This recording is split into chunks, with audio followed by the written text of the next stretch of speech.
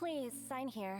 This document will be effective immediately upon signing, and you two may exit the Fortress of Meripede via the regular channels. It's been so long since we've been to the surface. Let's hurry up and... Huh? What's happening?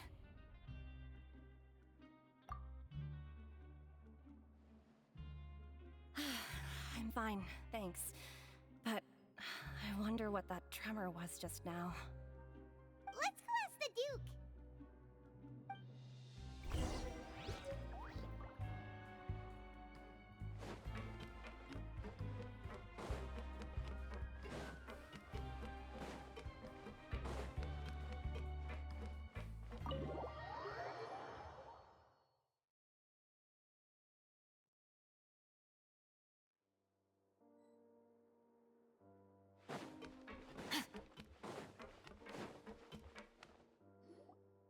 Your Grace?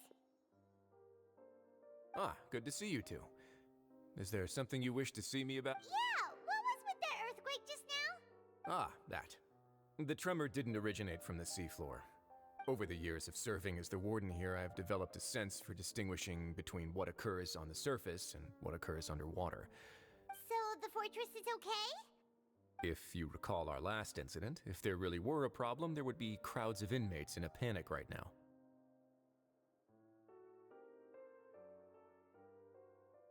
Huh, you've got a point. Okay, seems we need to get back up to the surface and ask about what happened. By the way, do you know what day it is today?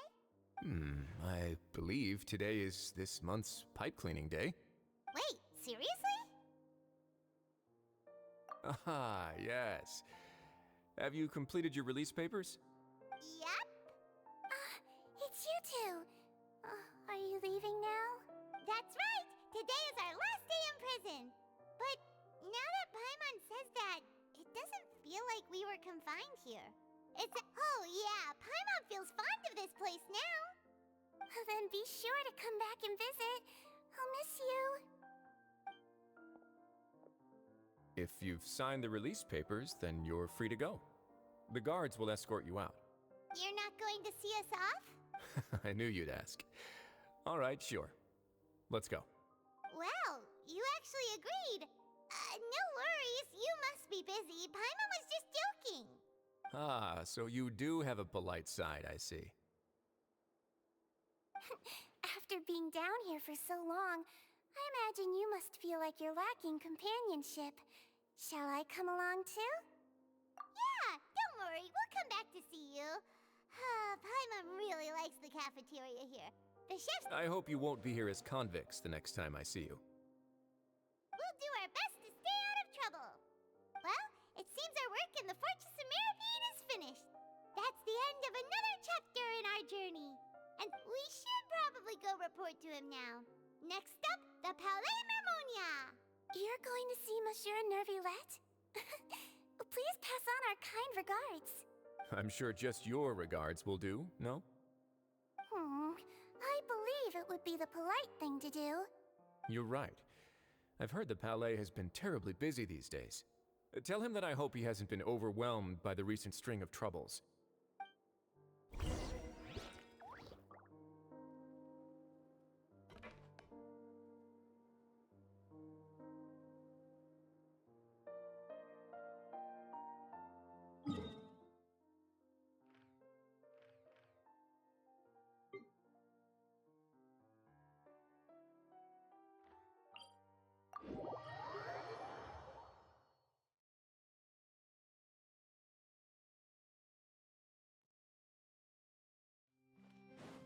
Fearless.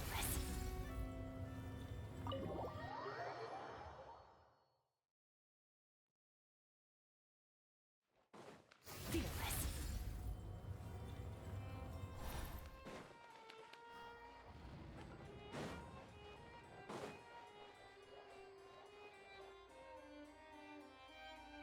With activity today.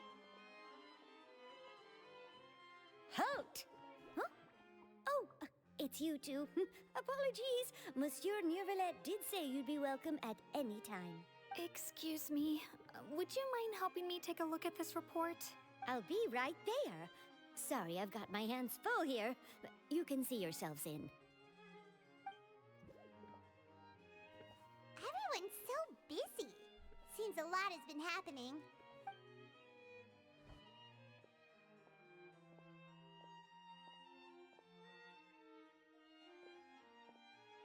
Neuvillette! Hello. You've come at the right time, but you'll have to wait for just a moment, as there are some urgent matters I must tend to first. In the meantime, please, have a seat. If you'd like to have something to drink, let the Melusine outside know. That's all right. We just ate. Very well, then. Let's take a break over there while we wait for him to finish his work.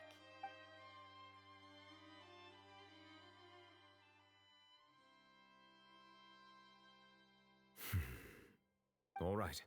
That should wrap things up for now. Are you done with your work? Yes, sorry to keep you waiting.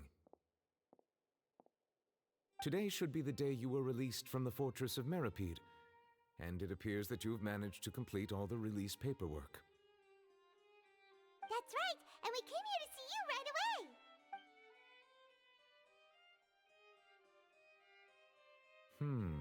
A massive whale. Do you have any idea what that might be? Judging from your description, that cannot have occurred in any ordinary waters, but rather something like the primordial sea. A whale of that size and shape cannot usually be found in the waters of Tevat. Therefore, we can only assume that Child is presently immersed in primordial seawater. Immersed in primordial seawater? But how? Most people wouldn't be capable of entering in the first place. I'm not completely sure how he could have gotten there myself. Yes? What is it? Oh, right! We asked the Duke and he said it wasn't from underwater, so we figured you might know something about it. It turns out that I have just received a report about this particular matter.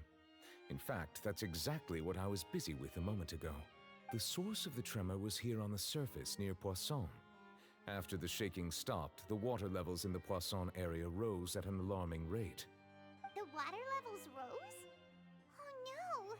What about... Fortunately, the water levels only rose for a short period of time and have already returned to normal now. However, I still have a bad feeling about the whole phenomenon. If the change in water levels is connected with the leaking primordial seawater, then the situation in Poisson may be much worse than it appears. Navia should be in Poisson, right? We need to go check on her! I would also like to go there as soon as possible, but I'm afraid I can't leave just yet. We must immediately formulate disaster prevention plans for the surrounding coastal areas to avoid potential catastrophes. I'll have to ask you two to go to Poisson first. I'll meet you there to check on the situation once I finish things here. There's no time to lose! Let's get going! Please be careful.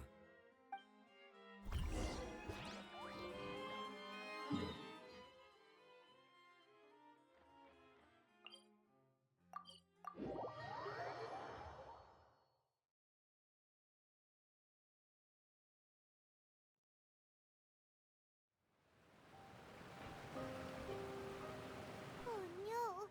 What happened here?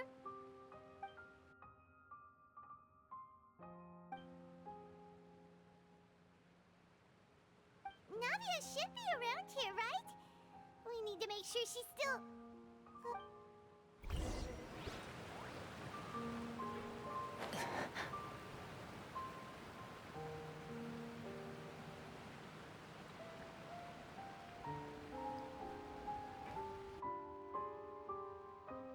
We haven't seen a single soul all the way here.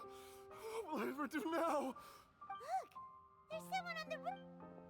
Just stay put. We're coming up. Watch your balance. All right, just a...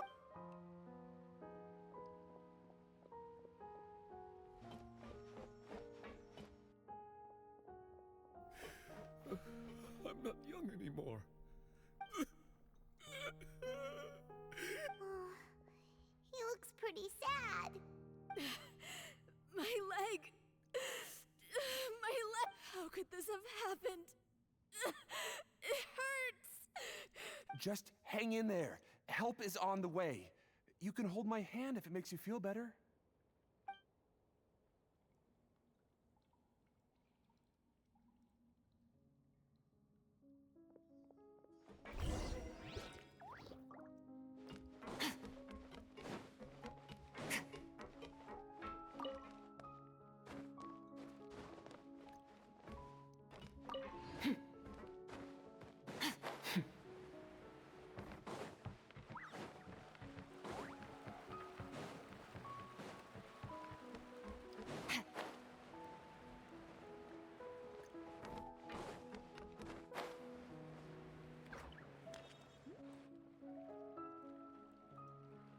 Oh, it's Navia. She's over there.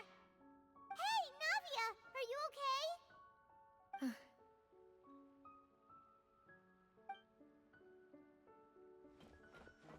You're here. We heard there was a situation in Poisson, so we came as quickly as we could. Yes. As you can see, the water level suddenly rose. It caused quite the disturbance, in fact.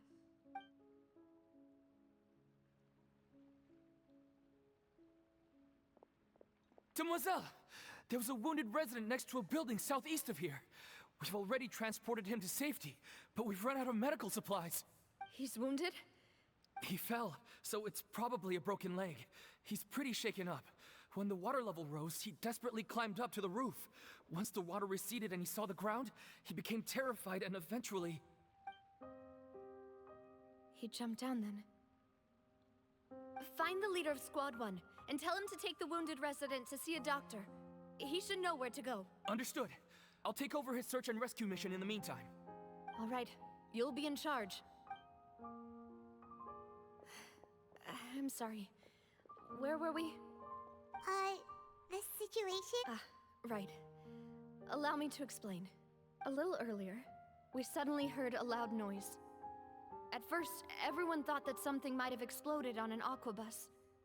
But the rushing water seemed a little odd, almost like the unique color of primordial seawater.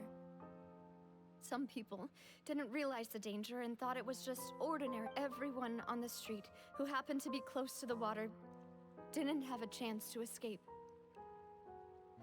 As the water levels rose, they suddenly disappeared. Those who realized what was happening started to flee in a panic, desperately trying to get to higher ground. Many were injured in the stampede, and some people fell from significant heights. The Spina di Rosula initiated rescue operations as quickly as possible, but there have been a lot of casualties.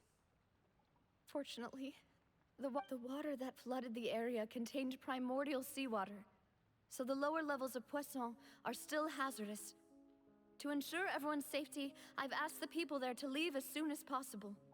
No one knows if this could happen again. All we can do for now is try our best to help evacuate the residents. We still haven't completed the head count, but we'll have some numbers soon. How awful. And It was quite frightening indeed.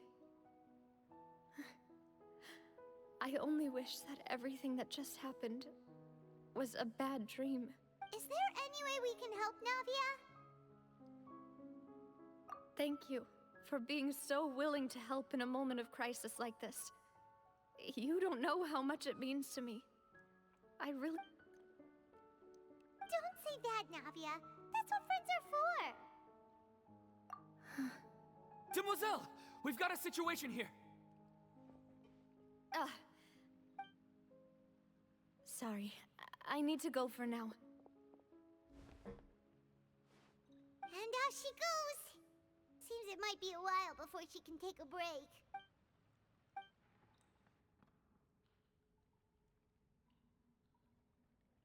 Okay, the wounded are being tended to, and we finished a preliminary head count. More support has just arrived, so I suppose I finally have a moment to focus on my own matters. Of course, we should remain ready for anything, and continue doing our best to rescue others. I'll be sure to have everyone at the Spina di Rosula ready to render assistance. Traveler, Paimon, would you two accompany me to my father's grave for a moment? Huh? Right now? Thank you.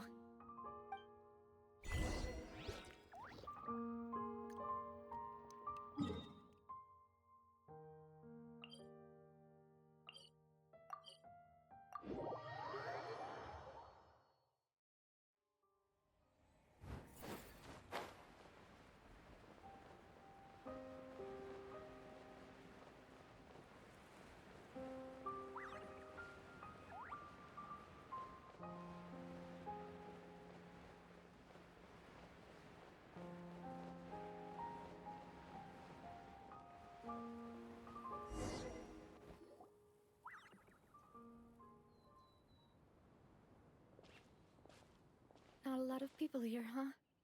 Well, given the time of day and the whole situation in Poisson, Paimon doesn't think there'd be a ton of people here visiting Right. That's how things are now. The living are so exhausted that they've no strength to spare any words for the dead. Navia?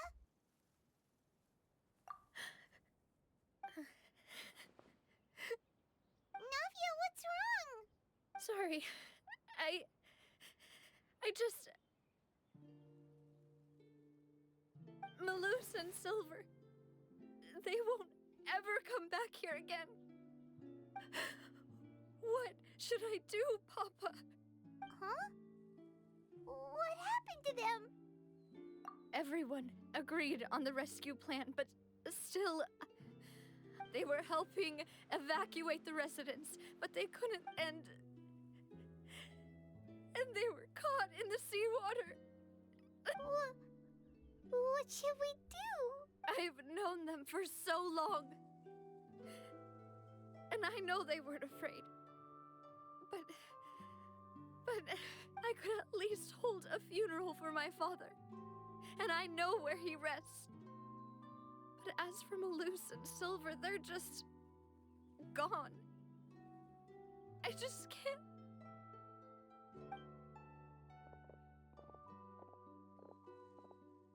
Everything looks so clean after it rains.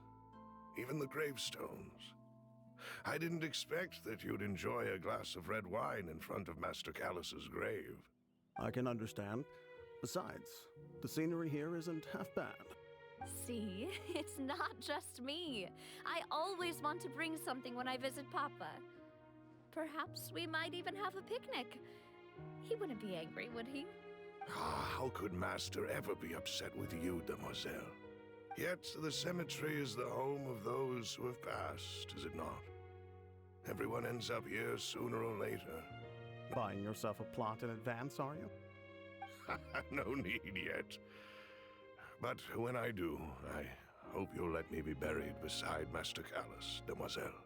Hey, stop joking around. I'm quite serious. That way, it will save us both the trip to see each other whenever you visit your father's grave. That makes sense. In that case, could I be buried on his other side? After all, besides you, Demoiselle, the two of us could certainly be considered Master's closest companions, no? Personally, I believe we fill those shoes just Why are you bringing this up all of a sudden? Seriously. All right. I'll remember your requests. But I'd really prefer not to talk about this stuff. And what do you mean by saving me a trip? I'd promised to let them rest in peace here. But here I am breaking that promise.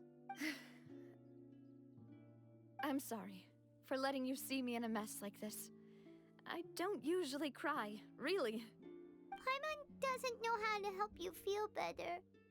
But, well, she understands how you feel. I'd always thought I could make my wishes come true.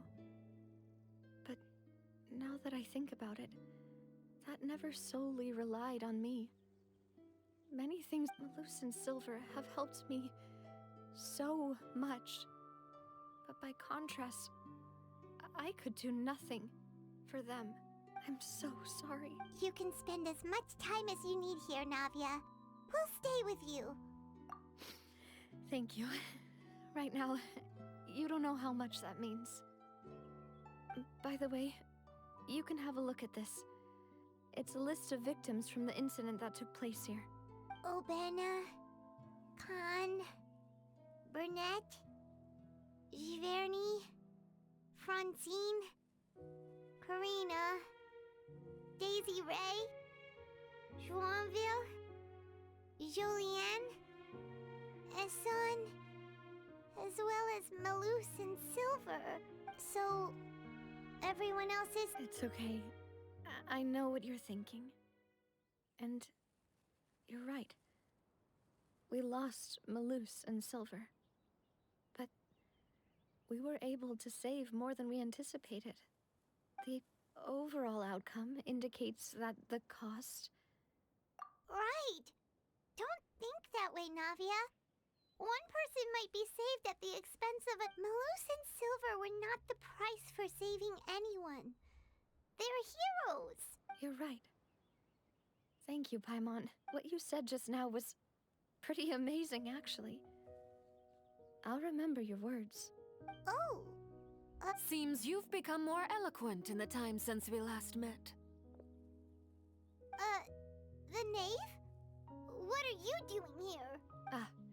Is everything going well on your side? Yes, my people are carrying out the mission according to your request. All the residents of Poisson have been evacuated, and we're preparing to relocate them to higher ground. As for these supplies, we have everything taken care of. There is no need to worry. Thank you very much. Wait, do you two know each other? We just met recently. Right, Miss Navia? Usually, I would call this a coincidental encounter. But that doesn't quite fit this time. Thanks to the Knave, Spina di Rosula received generous support from the Fatui, which allowed us to complete the rescue and evacuation work so quickly. Mutual aid is essential to fostering positive developments. We were already in the area, in any case, so it was not. That said, I must say that you're a lot sharper than you let on. I'm sure you understand what I mean. I apologize for all the ways in which I tested you previously. We've never worked with a Fatui before, and it's extremely important for us to know who we're working with. My subordinates have reported that Fatui soldiers have been observing water levels and taking head counts in various locations. I hear that they've also prepared a large amount of emergency supplies. I'm quite surprised. This is nothing to brag about, nor do I intend to. It is simply the way of powerful organizations to act forcefully, whether they are doing good or ill. As I've told this traveler before, I know of the prophecy, and I intend to prevent the impending disaster. Lending your organization a hand was a natural first step in accomplishing that. As such, do not be troubled by this token of our sincerity. Perhaps one day, you'll also be able to help me in the same way. Without your help, there would have been many more casualties. Furthermore, I sincerely regret what happened to Malus and Silver. I only wish that my people could have arrived a little earlier to prevent this from happening. Don't say that. You and your subordinates did everything you could. As Paimon said, Malus and Silver didn't choose to sacrifice themselves for any specific person. And they weren't the price paid for others' salvation. They chose to become heroes themselves. I've never liked hearing people put it that way. It's like trying to relieve pain by saying some noble-sounding words. But right now, there's nothing more suitable. They really did become heroes. You're right. I'm sorry for your loss, Miss Navia. Water is life to Fontaine's people, and it also spells disaster. It's no wonder that people always say that prophecies represent fate. Fortunately, I've never been one for such opinions. So, you're one who will try to change fate, then? Of course. That is why I'm going to Hotel Bouffe de Thé. I still have some things to take care of, and the children need my attention. By the way, Traveler, Paimon, one more thing. Alright, then we'll just... Huh? This isn't right. That is a clever and useful conversation technique, which I do like to use when necessary. But there's no need today. It would not hurt to have Miss Navia listening in. Traveler, I'm sure you remember that I said we could work together when we had the chance. You and I both know that there may be issues with the Primordial Sea. Previously, it was the fortress of Meripede's sluice gate, and this time it was the water levels in Poisson. These are both signals. Indeed. Allow me to share the latest intel I've received from the House of the Hearth's intelligence network with you. During some recent investigations, a child claimed to have discovered some ruins near Poisson. The ruins date back to ancient times, and seem to be worth investigating in many ways. Judging by the dating of the ruins, they may be related to the prophecy and the coming crisis. The situation is becoming more urgent, so any pertinent information will prove extremely precious. My people initially came to prepare for ruin exploration. Unexpectedly, this disaster struck, and at present, we're all busy prioritizing the rescue effort.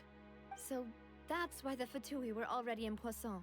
I wanted to take the children along, but unfortunately, Linny, Lynette, and Fremine have all been dispatched to higher ground to assist affected residents. Linny told me that outside of the house, the person they trust most is you. Which is why I want to give you this task. The House of the Hearth's members see each other as family, but Linny, Lynette, and Fremine said that they also see you as such, even though you are not from the house.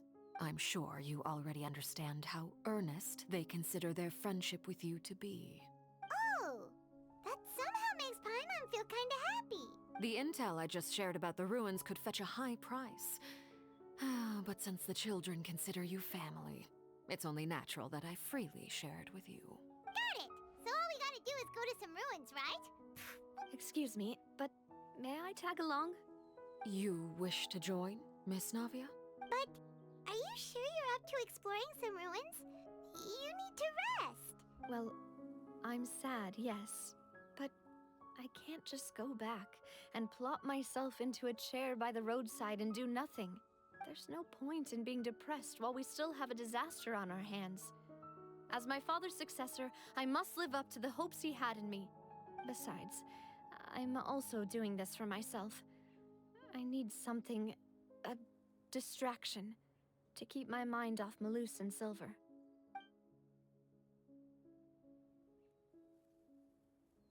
Since you put it that way, I have no objections.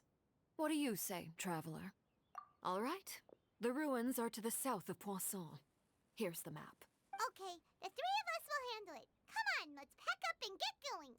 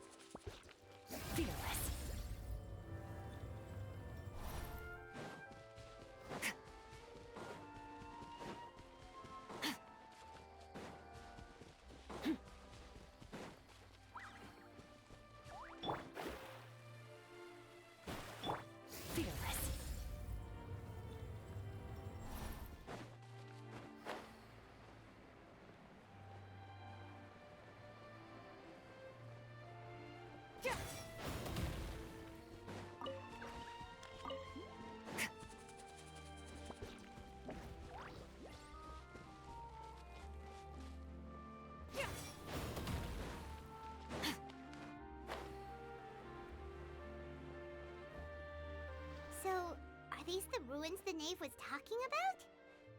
Whoa, talk about old. They seem to be pretty ancient, all right. Let's go in and have a look. Just be careful.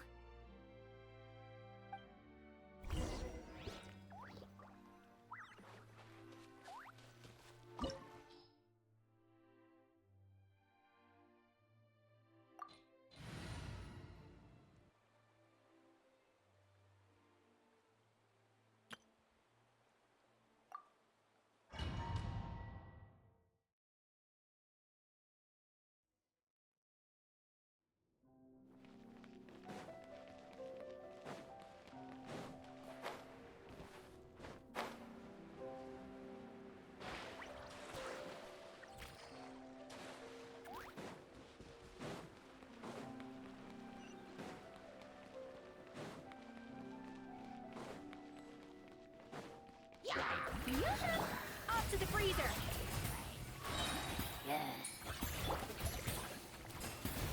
Overruled.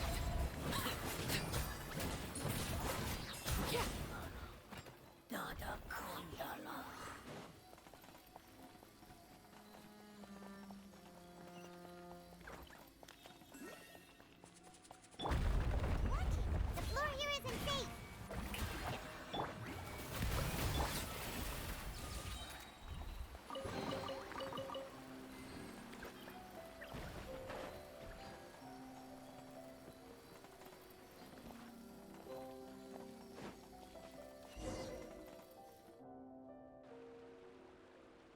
This place has also been contaminated by primordial seawater.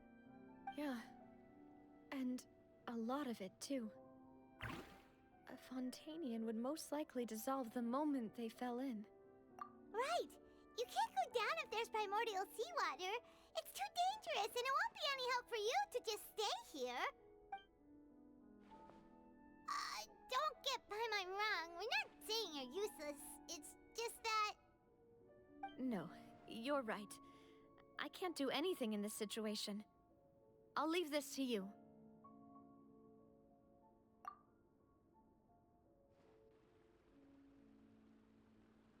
That complicates things. Maybe the only way left is forward. In that case, do you want to wait for us here? The water levels here are unstable, and there's a chance the water will rise. I'll go together with you. Perhaps we'll find the exit just up ahead. All right. Come with us for now then, but please be careful. Shower me with praise! Oh no, it's a dead end! Let's try climbing over from the side.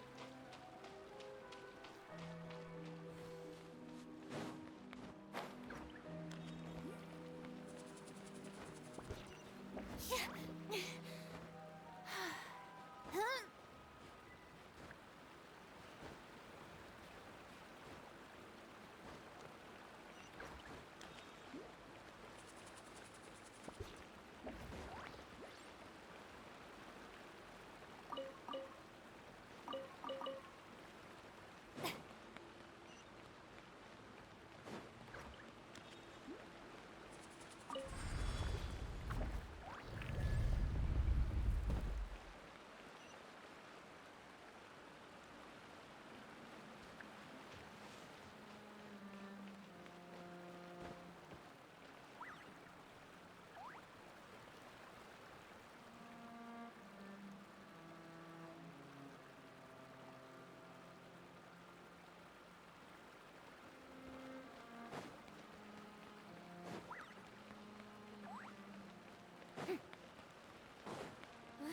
Wait, there's something wrong with this bridge!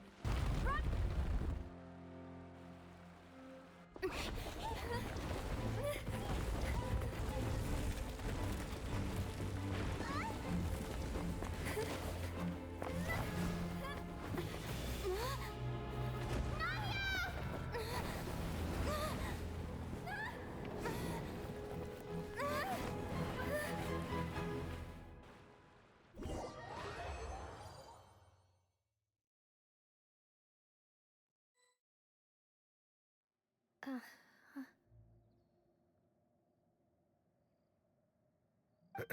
Demoiselle? Huh? Demoiselle, what are you doing here by yourself? Would you be standing here till dark if I hadn't come to get you? Maybe she just wants some time to herself, Malus. Oh. Was I sleeping? Yes, it would appear. I must be tired. That's quite possible. However, you were the one that suggested we go out for a walk. Oh, right. It must have slipped my mind when I dozed off. I haven't had a nap today yet. This is a familiar feeling, yet... Is something the matter, Demoiselle? Oh, no. No, I'm fine. I was just trying to recall why we came out for a walk. Do you remember Mr. Giverny? He'd requested our help before with foreign merchants who had a debt dispute with him, and we'd resolved the matter not long ago. We were headed to see how things were going with him at the moment. Ah, right. Yes. I remember now. Oh, Miss Navia. Ah, Mr. Malus. And Mr. Silver, too. How have you been? I've been great. Thanks to your help, those bothersome merchants finally realized that I wasn't the one they were looking for. Why, I wasn't even the guarantor for that person. They were knocking at my door day and night. Even my neighbor Obina was getting fed up with them. Sometimes force is required to calm... That's right. Oh, by the way, Burnett, what was it that you wanted to get? Oh, yes. Miss Navia, these are some flower seeds that I prepared. Please take them. They're a very good variety, and they'll become very big and beautiful once they bloom. I don't know what we would have done without your help, so this is a little token of our appreciation. Ah, did you cultivate them yourself? Thank you so much. I'll certainly take them. Malus, we do still have some empty flower pots at home, right? Why, we can have as many pots as you'd like, demoiselle. Perfect. In that case, we'll swap out some of the decorative plants for some of Mrs. Burnett's flowers. Very well. Wait. Something seems to be off here. Excuse me, madam. If I'm not mistaken, your name is Burnett. That's right. Is something wrong? No, it's nothing. This is the first time we've ever met, but your name seemed familiar to me. I've heard this name before. Sometime recently, I'm sure of it. And why are there so few people around here? We must mind the time, demoiselle. We still have important things to attend. Huh? We do? Well, now, did you forget? Miss Navia, here you are. I've been looking for you. Please, come to the Opera House. Your trial is about to begin. My trial? Wait, why would I need to go to the Opera House? Yes, she's right, demoiselle. It's just about time now. Oh?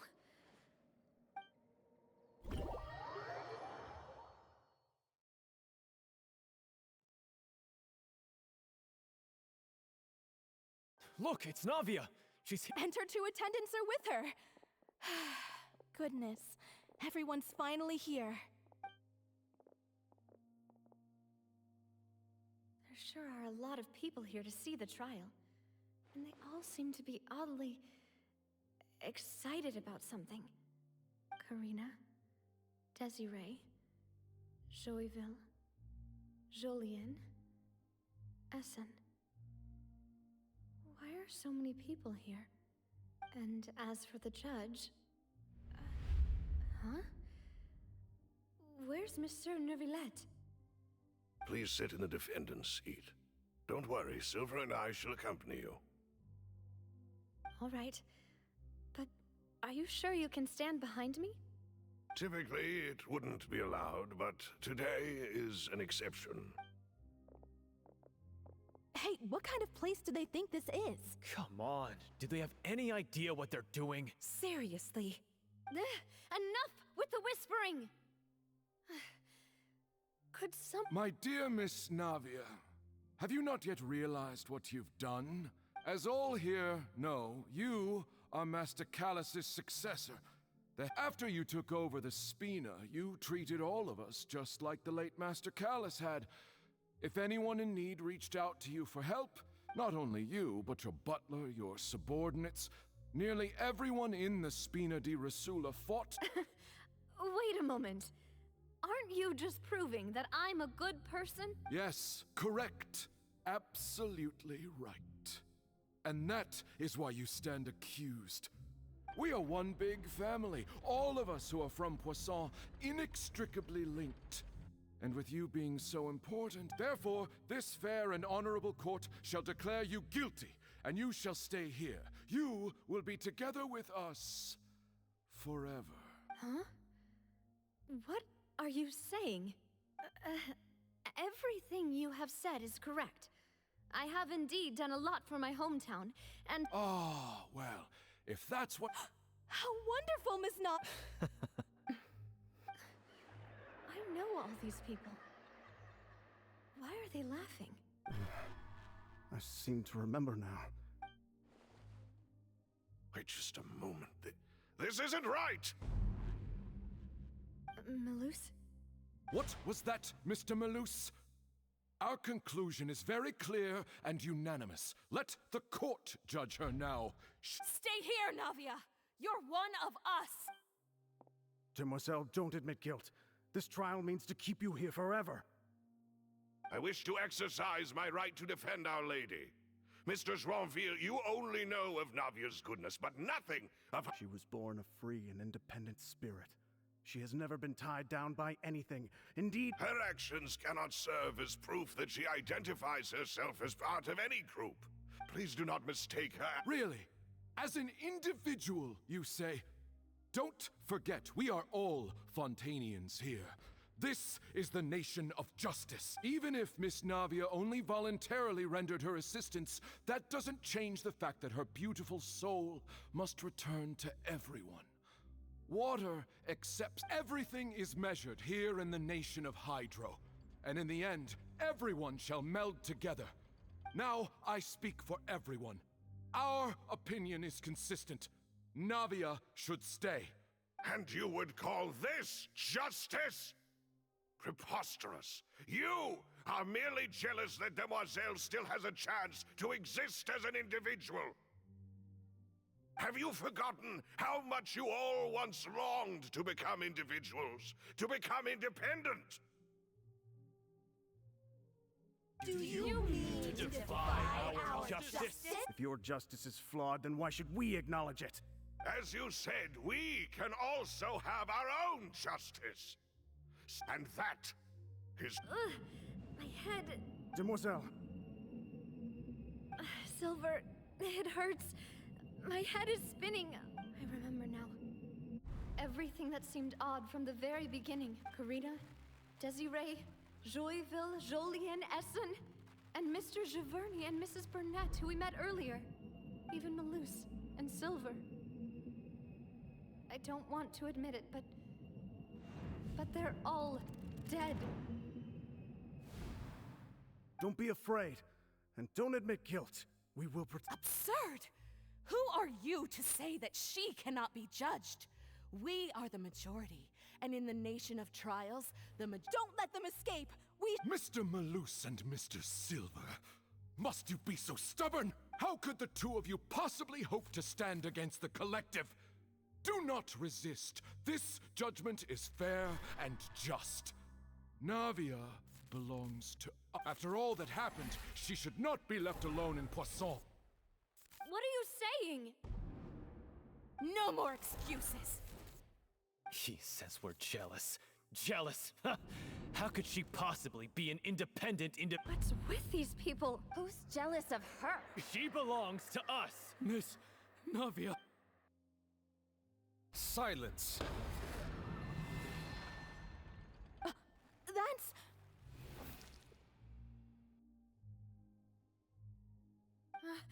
Monsieur Neuvillette! Such commotion is prohibited in the court.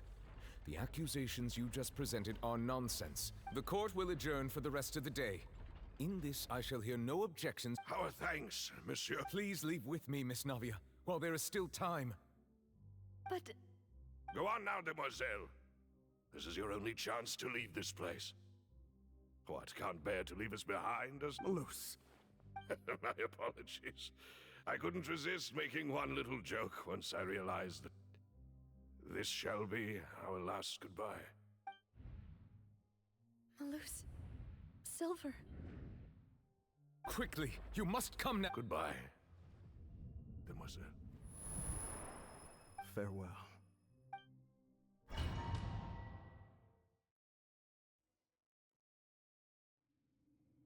No, wait! Just a second! Navia? You're awake. Good. I must have been dreaming. Malus and Silver were still alive, and they were... It looks like you're all right. Did all the sad feelings cause you to have a nightmare? Paimon could give you a hug. The ruins you were exploring suffered a cave-in. When I arrived, I found you falling toward the water. you were just about to be dissolved within. I think I saw 2 Oceanids protecting you. It was only for a moment, perhaps even a fraction of a second. Were it not for their intervention, I would not have been able to rescue you before your consciousness dissipated. Wait, did you say Oceanids? You mean like what happened with Vache? Perhaps those 2 Oceanids were the people you saw in your dream. I always told them that they didn't have to protect me. To think that they'd keep doing so even after death. Please come with me.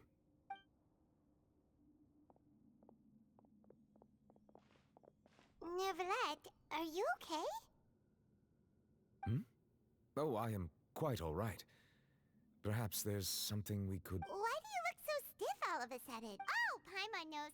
You're the type who feels awkward when there's nothing to talk about. I merely thought that we should give Navia some time to herself. Huh? Why didn't you just say so then? Don't you think it's even... I suppose so. Ah, Sigewinne. I hope all is well with her these days. Her work in the fort... No way! Don't worry. She's doing fine down there. She's... I see. Well, that is good. I have always worried that Sigewinne would need a lot of time to understand the world of human... Oh, and the Duke also says hi. Even though Sigewinne made him do that. He hopes that... Thank you. I have indeed been busy lately, and I also hope that everything is going well in the fortress.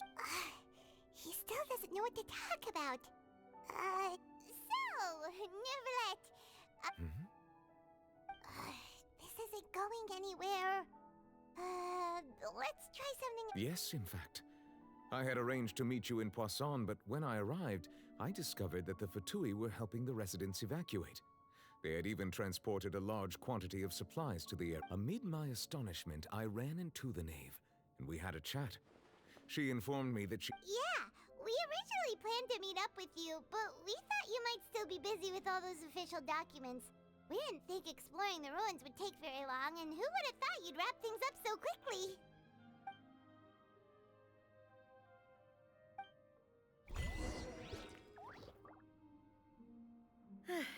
I'm sorry to have kept you all waiting like that.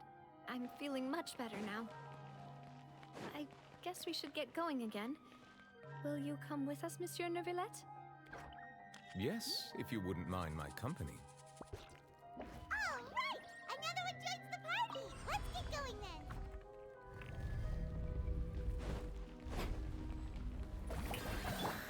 Yeah. Loaded.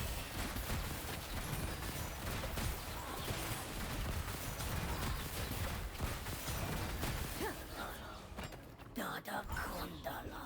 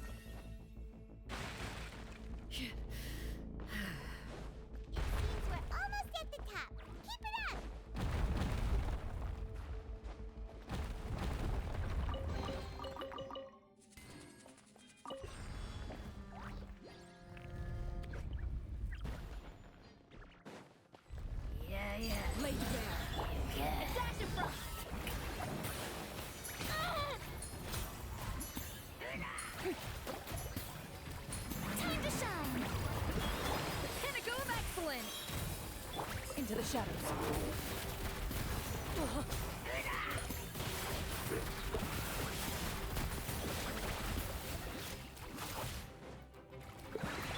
A little moose boost. Yoo-hoo!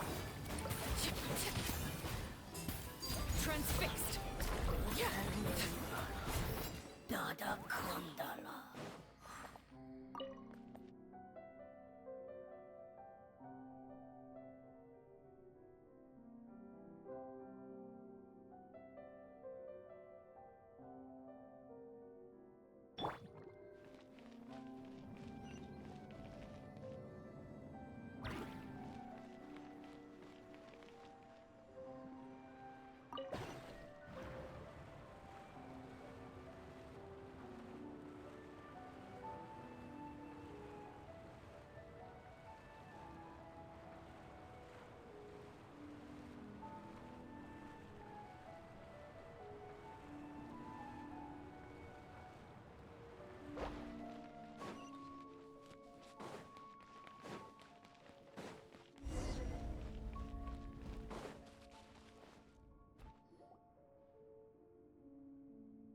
Looks like we've reached the end. This is the place. There should not be any other hidden spaces in the vicinity. The path sure had some twists and turns, but it turns out that this place isn't actually that big.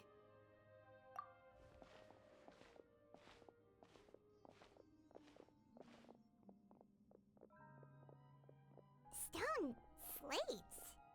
It seems like they were put here as an offering. Perhaps we should just leave them be for now. There are 4 locations in total, but only 3 stone slates. The slate that should be in the first empty spot is missing. The surrounding walls also show signs of damage. There's something written below. Let Paimon see. Reason dictates that this nation be destroyed. I shall record the history of its future here in its past. It feels like someone left these slates and these words here for a purpose. But does he mean that Fontaine should be destroyed? That would fit the circumstances dictated by the prophecy, yes. Indeed, the slate's contents correspond to it. There's a person kneeling here. She seems so dedicated. And there's a whole bunch of other people behind her doing the same. And is that Lady Farina in the 3rd image? Did the Hydro Archon fall into the water? And is that a ring of people around her? The 4th image. I know this one. This exactly matches the content of the prophecy. The people will all be dissolved into the waters, and only the Hydro Archon will remain, weeping on her throne.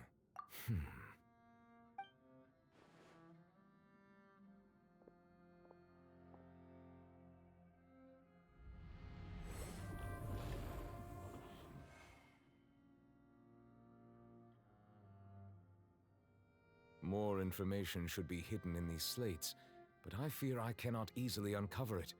Most likely... Don't blame yourself, Monsieur Neuvillette. Deciphering ancient stone slates isn't one of your duties.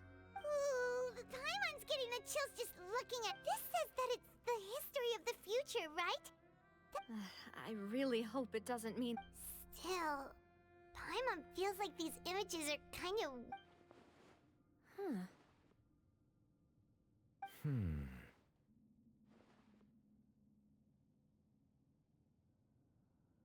That's right!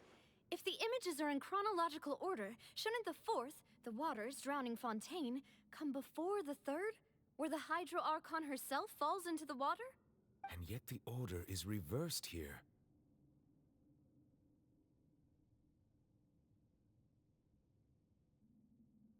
If we go by timing, Lady Farina only emerges in the 3rd image. That means that the person in the 2nd image might be the previous Hydro Archon. Egeria, then. I had never met her, but her appearance here does match the records. The previous Archon kneeling before the floating island in the skies. Did she herself commit that sin? And if not, why would she be in such a Also, I'm still wondering why these ancient stone slates are here at all. Judging from their contents, could this place be the origin of the prophecy?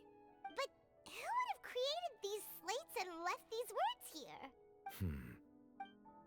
It seems that any further clues will have to come from Farina.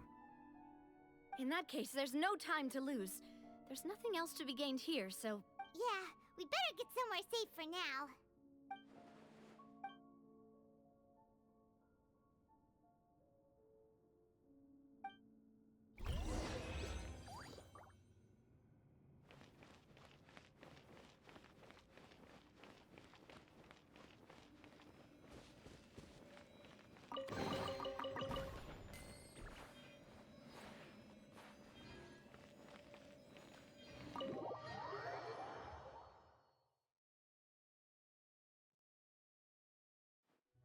Let's split up here.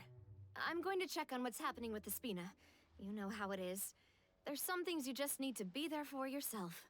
You still have energy for that, Navia? Paimon's already beat. Just head back to the Fleuve Cendre and have a rest then. Thanks for keeping me company all this time. I'll depart as well. Thanks for your hard work today. Rest well, everyone.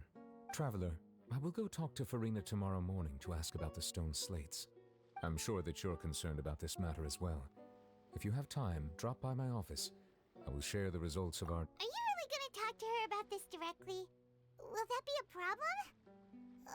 Paimon's getting a little scared now. She has long been harboring secrets, and will not give them up easily. Which makes it all the more my duty to ensure that she understands. Alright, we'll leave it in your hands then. Yep. I will be carefully considering my words tonight. Traveler, Paimon, our safe house at the Fleuve Cendre is always open to you as... All right.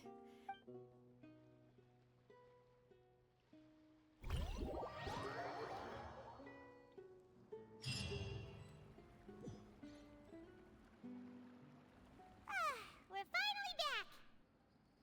Welcome back. We've got a special menu. Yay! And there's good food too! Navia! Ooh, desserts! Paimon's already starting to forget what happened today. Oh, that voice. Is that... Huh? It's you two. What are you doing in Fontaine?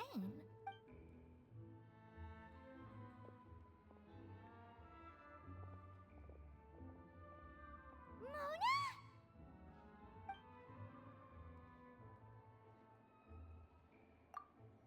Seriously, nobody just uses a scry glass whenever they've got time to just see who they'll meet on the road.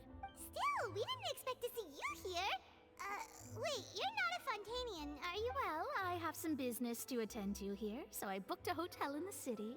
I was just out for a stroll when I bumped into you. Why did you think I was from Fontaine, though? Is that because Magistus doesn't sound much like a Mondstadter surname? Yeah, let's go with that. Well, I used to have my own surname, which was, well, some other thing.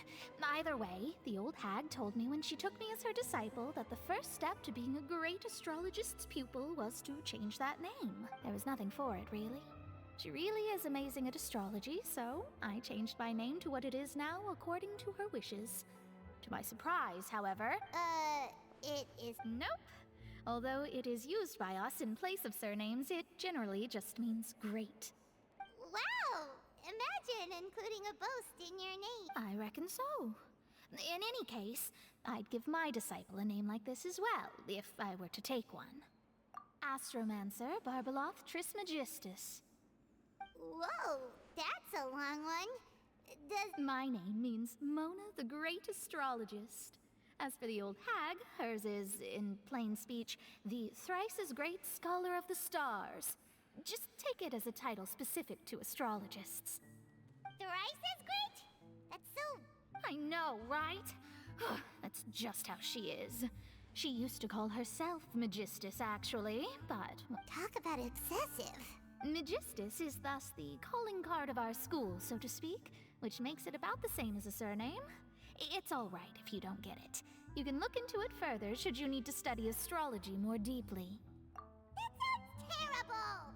But anyway, you're not Fontainian, are you, Mona? Well, I was born in Mondstadt, yes. My parents migrated to Dorman Port, and I traveled with the old hag for a while. Oh, that's a good thing then.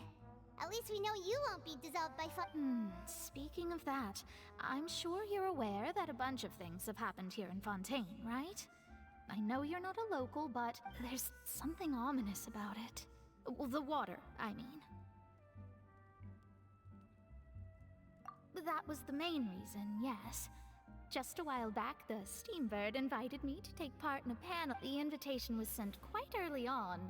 I don't think anyone expected Fontaine to be in this much trouble. What do you make of that prophecy, Mona? Just tell us what you think as an astrologist. Your word would go a long way to make things more certain and less scary. What I can tell you is that I'm an astrologist, and that this prophecy concerns the fate of Fontaine, even that of all Tevat. I'm afraid that this is not something that just anyone can do. If I could do it, you would no longer call me an astrologist, but a visionary. But on the flip side, the prophecy is so huge and powerful that it must surely come from a powerful visionary. Its contents involve the fate of the world. A visionary? Sounds really powerful. Of course. The old hag could do it, and I'd bet there are others amongst those Hexenzirkel colleagues of hers who could do something similar. Are you sure? All right, I'll help you. It isn't often— Thanks, Mona! Oh, well, this is something only I can do after all. So yes, you're That's the greatest of astrologists for you! Of all the people we— Indeed. That's the spirit. Oh, sorry. I came to see what all the commotion was about. If there's anything you need, do not hesitate to inform the Spina di Rosu. Oh, whoops. Guess we were getting a little too carried away there. Well, I'll go tend to my own business now. And there she goes, quick as rushing water. And here we are with the Spina guy giving us suspicious looks. Right, but we were able to recruit Mona's help, didn't we? Our Fontanian friends will thank us someday.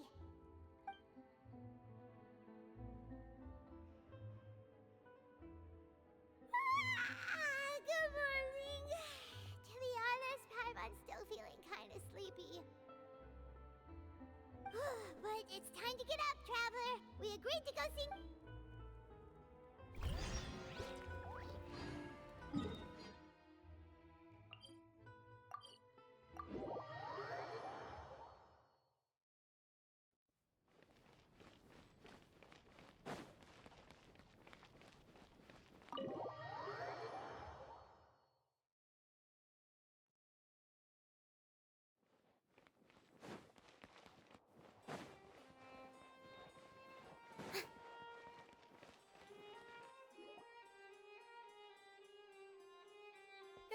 You're here!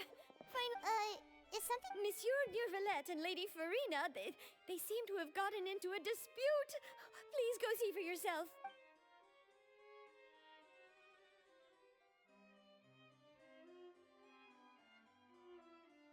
Like I said, I've already explained everything.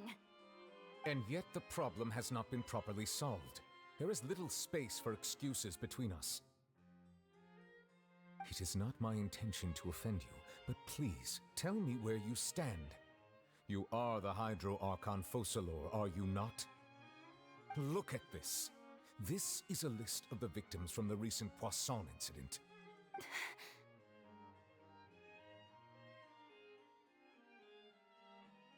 You mean, they're all— We did not arrive in time to avert this disaster, and I will not have it happen. I will say this once more. You must tell me everything you know. Yesterday, I found 3 stone slates in some ancient ruins near Poisson. Seriously? You're questioning me like this is a court case now. I don't know anything about that. But you found them in some ancient ruins, you say? That's correct, which is why I came to ask you some questions. There should have been 4 slates, but one of them was missing. The other 3 feature different images that seem to correlate to the prophecy. The prophecy? The second of these slates depicts the previous Hydro Archon Egeria kneeling before a floating island in the sky, as if confessing something. Do you know nothing of this either?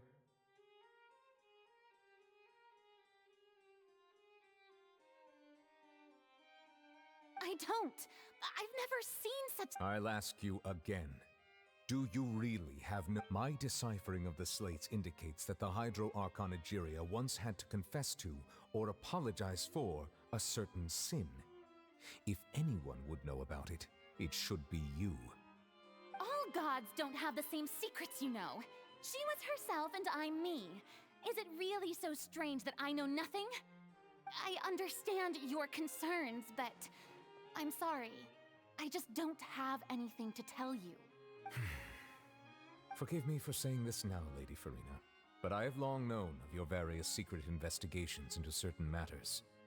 There are several indications that you have been investigating the prophecy on the sly.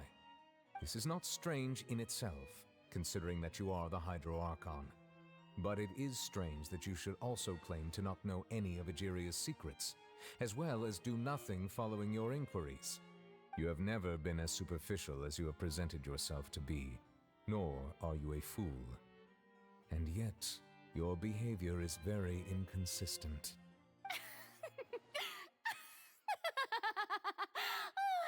So you've been watching me all this time, have you?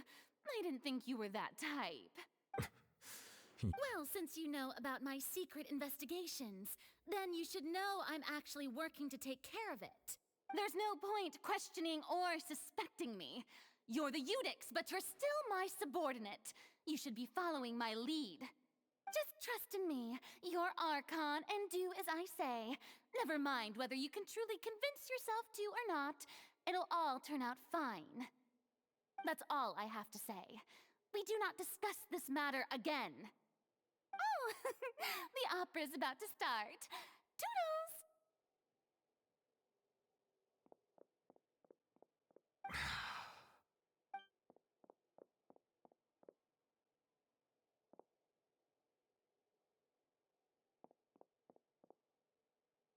Did Farina not notice us standing by the door? Wonder what's up with her. She was smiling. She didn't seem in the... I assume you've been outside for a while now? Oh! You noticed! Seems Farina didn't even realize we were here. She was in a great panic, though I cannot discern the reason. Our discussion reached impasses time and again, a state of affairs that we cannot allow to continue. Still, I do not understand. Dialogue is the basis for understanding, so why did she keep refusing to engage? Everyone in her inner circle has noticed that she is hiding some secret. The issue is her attitude. I fear that she will not reveal anything unless absolutely forced to. We may have to create a situation in which she will have no choice but to speak. Oh? Like what? Normally, people will only reveal the truth when standing trial. Perhaps we must have the Hydro Archon experience just such a scenario. But Farina's seen so many trials, and she's really good at dodging questions. How do we make sure that she won't just slip away at the first chance she gets? We will need to consider this thoroughly, join forces with various parties, and then do what we can.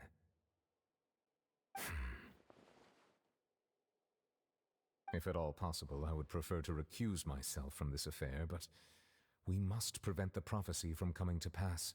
This may be cruel to her, but all Fontaine is in crisis. The information a god possesses is too precious, and so we must take a chance on it. But who will lend us their aid to do such a thing?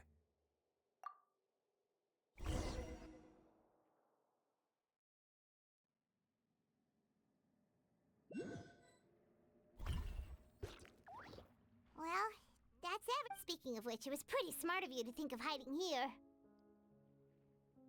Poisson was just involved in a disaster, so it's presently devoid of people.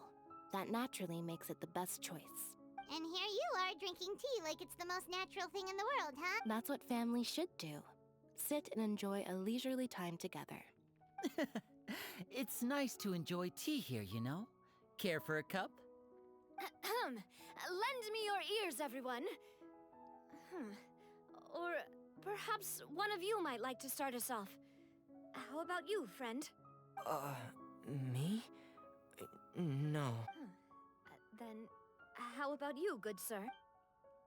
I fear that I will cause the mood on this boat to become as somber as it is in court. Well then, I guess we're lucky we've got a local like me to organize things.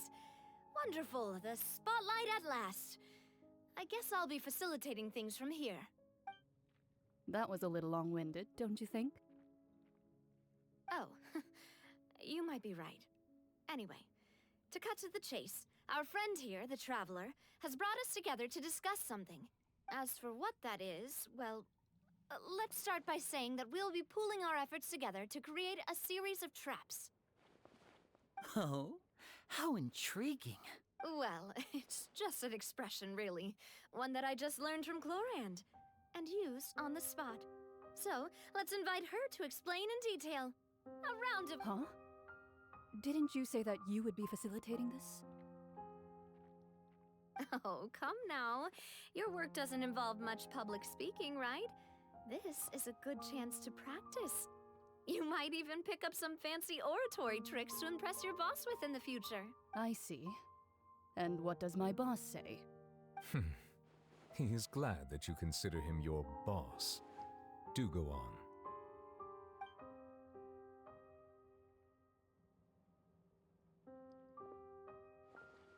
In that case, do any of you have experience hunting? Not that I recall. Fremine and I once used a wooden stick in a basket to catch wild rabbits when we were younger. As for Lynette, I've also gone diving. I'm afraid not. You may or may not have heard, but Fontaine once played host to a group known as the Marechaussee Hunters. Though that was their name, they did not hunt animals, but rather various monsters left behind by the ancient dynasty of King Remus. Today, Fontaine's monster population has already thinned greatly, so the hunters have blended back into society, taking up arms in other lines of work. A trap comprises of the following components: bait, a trigger, and a containment device. Sometimes a lethal implement will also be necessary to deal with the prey. So, if we were to build a trap together, right now... For me, I would prefer something basket-shaped. Pigeons and rabbits will see the bait, and our line of work requires a deft hand, and we're some of the best in the industry, so you can count on our technique. You used some of those techniques while moving the people of Poisson, didn't you? My subordinates mentioned that you even performed some magic for the bawling children. Yes, and I even managed to gather some intelligence in the meantime. I'm quite the multitasker, if I do say so myself. I'm afraid I can't claim that as my strong suit. I prefer more stable methods, like placing bait in the water and waiting for the fish to come within reach. Calm and steady. Exactly the kind of person who would... And I can be their assistant. With discretion, I'm sure. I'd probably use some sort of mechanical animal. Papa once bought me some small clockwork squirrels, mice, and such. When placed in the forest, they can attract others of their kind. I remember that you liked those too, didn't you? I did. And that would be a good way to go about it. If they're realistic enough, animals of the same kind will follow them all the way to the trap. What about you, Monsieur Neuvillette? I fear I do not have any related experience. That makes sense. You usually solve problems directly. Without that, I do have one more question for you, Monsieur. If we were to create a trap now, how would you design it? I would like for it to be effective, but bring no harm to the prey. A more gentle trap would be ideal. Kind, as always. However, our intention doesn't necessarily change the containment device and the type of implement we need. If we wanted to kill the prey in one strike, we would need a powerful implement. However, that also goes for prey that must be captured and safely contained. Wait, why's that? Only a hunter who's a true expert at subduing their prey can snare it without harming it. The line that divides life and death is often exceedingly thin. So are we going hunting together? We hadn't thought of seeing ourselves as hunters. It kind of... If our means of capturing and dealing with our prey is to put them on trial, then the hunting metaphor is actually quite accurate. But we shall require much more courage than any hunter to judge a god. being whose seat is an exalted throne. Oh, so that's what's going on. Sounds very interesting.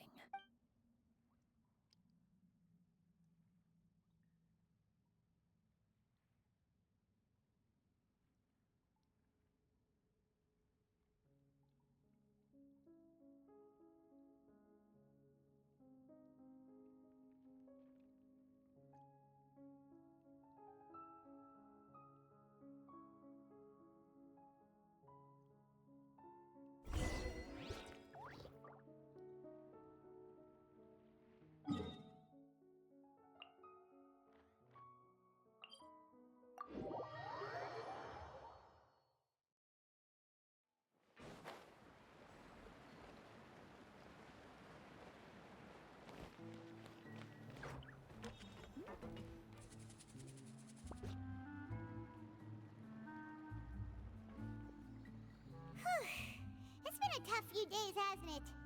So much has been happening.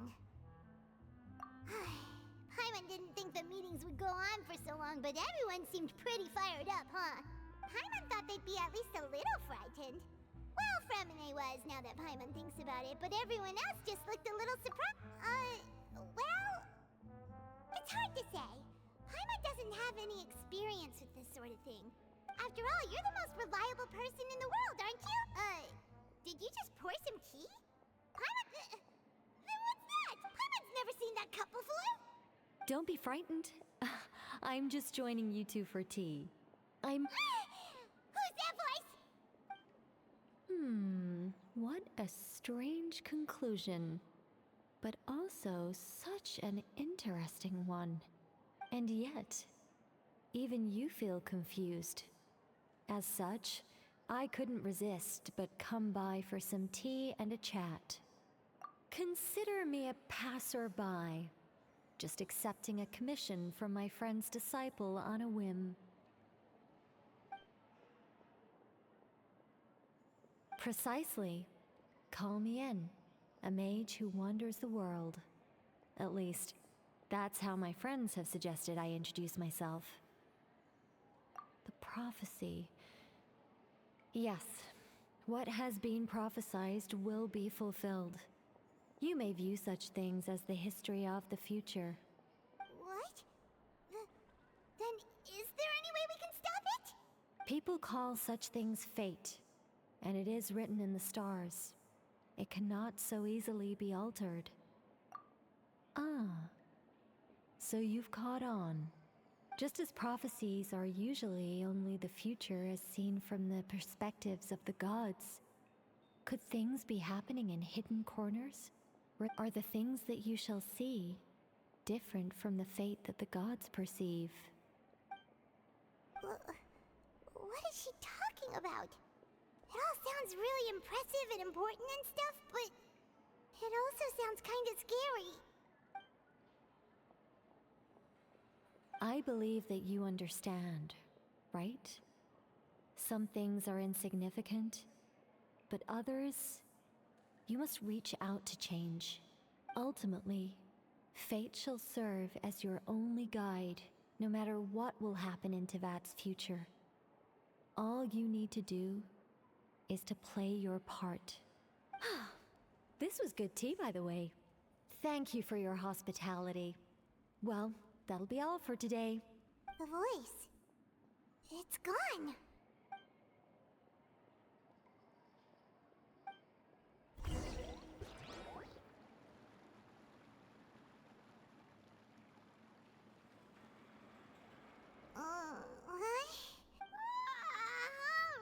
Alright, coming! Hey, it's you who's getting lazy, okay? Well, I see I've walked in on some lively banter. Mona! Fine, just fine. I went to take part in that Steambird panel.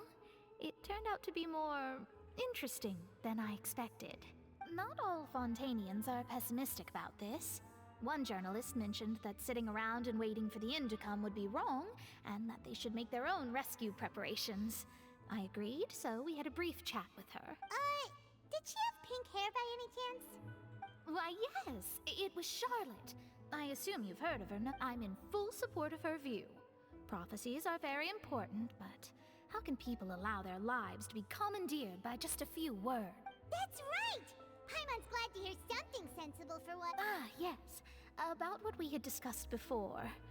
I did try, but I'm afraid I couldn't reach the old hag. I'll try again tonight, but I wouldn't get your hopes up. Huh?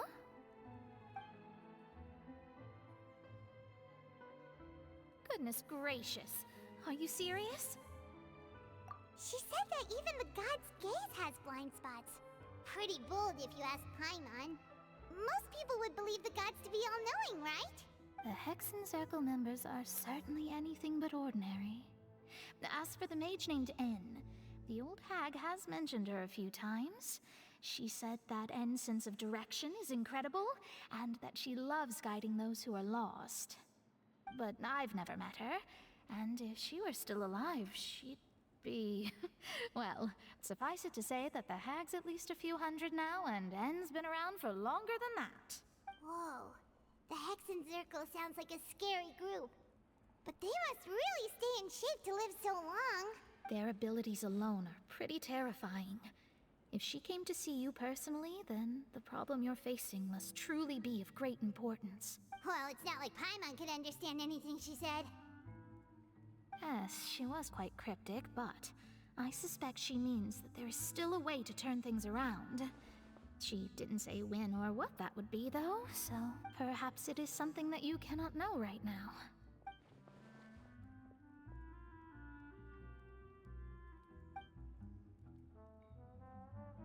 Traveler, Paimon? Oh, we're fine. We're just... I see.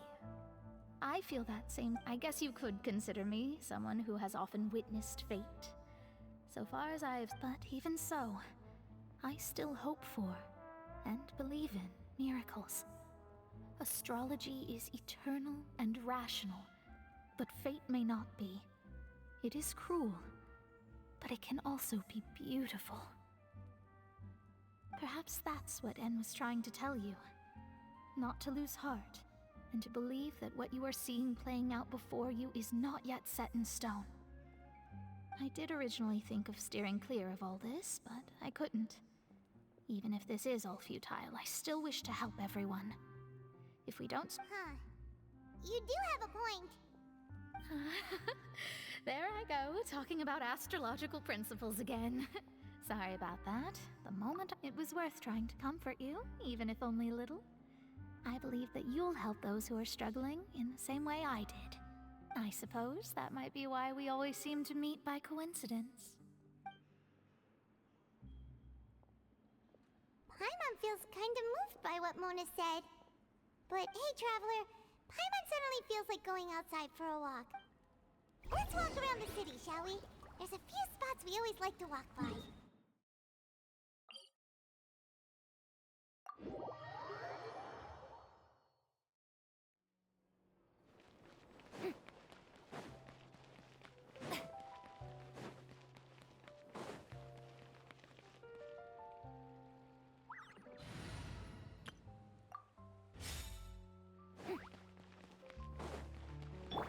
Merciless.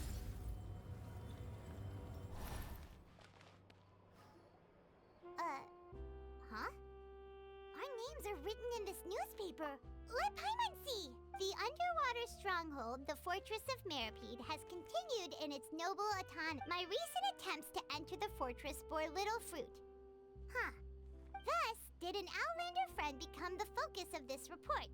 A blonde adventurer with their white fairy legends trailing in their wake. It is said that this mysterious traveler... So while the fortress's interior remains a mystery behind closed doors, do not fear. Journalist Charlotte's biggest scoop yet. The Traveler's Trail, World Walker. Huh. Charlotte took so many awesome photos of us and we never even noticed. She hasn't been able to get a hold of anything at the fortress, so since we're easier to find, she's using us as the subject matter instead? Ugh, seriously? Well, fine. Those headlines and photos do look cool, so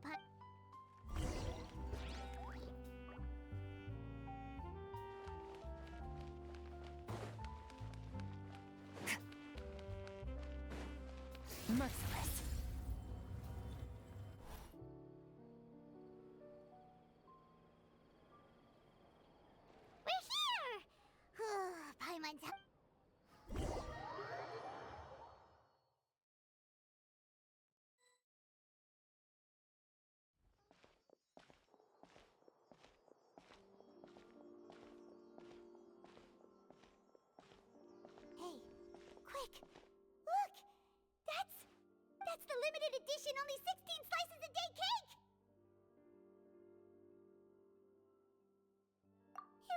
delicious the last time we tried it. Despite the tense situation we were in, let's give it another go. I'm sure it'll be great.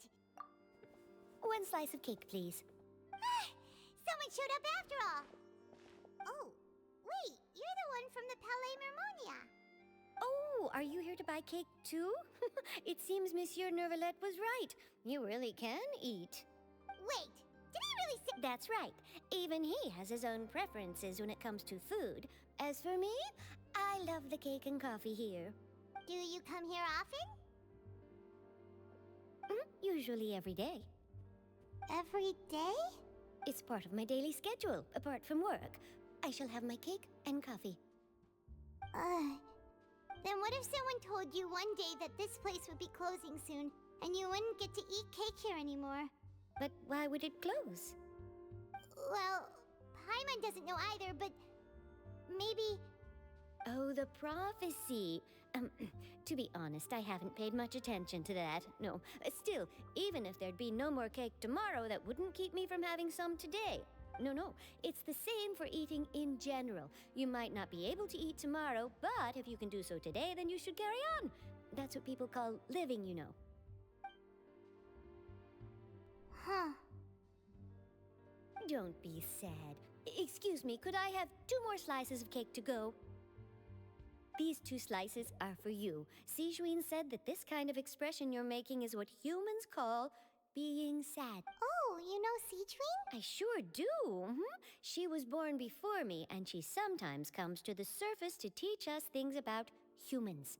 She said that humans are creatures that are saddened easily, yes, and you can only lift their spirits by feeding them delicious food. So I've got something else to do, so I'll be going now.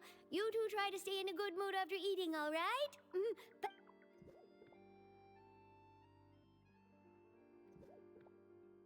And there she goes. All right, let's dig in. I'm sure this cake will be delicious. It's more delicious than last time! And the flavor gets even better with a sip of tea. It sure would be nice if we could always eat delicious food here.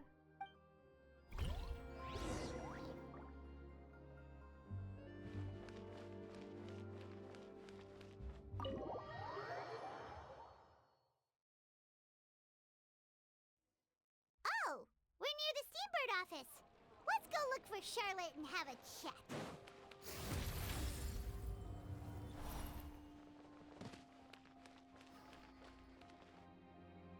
Wow!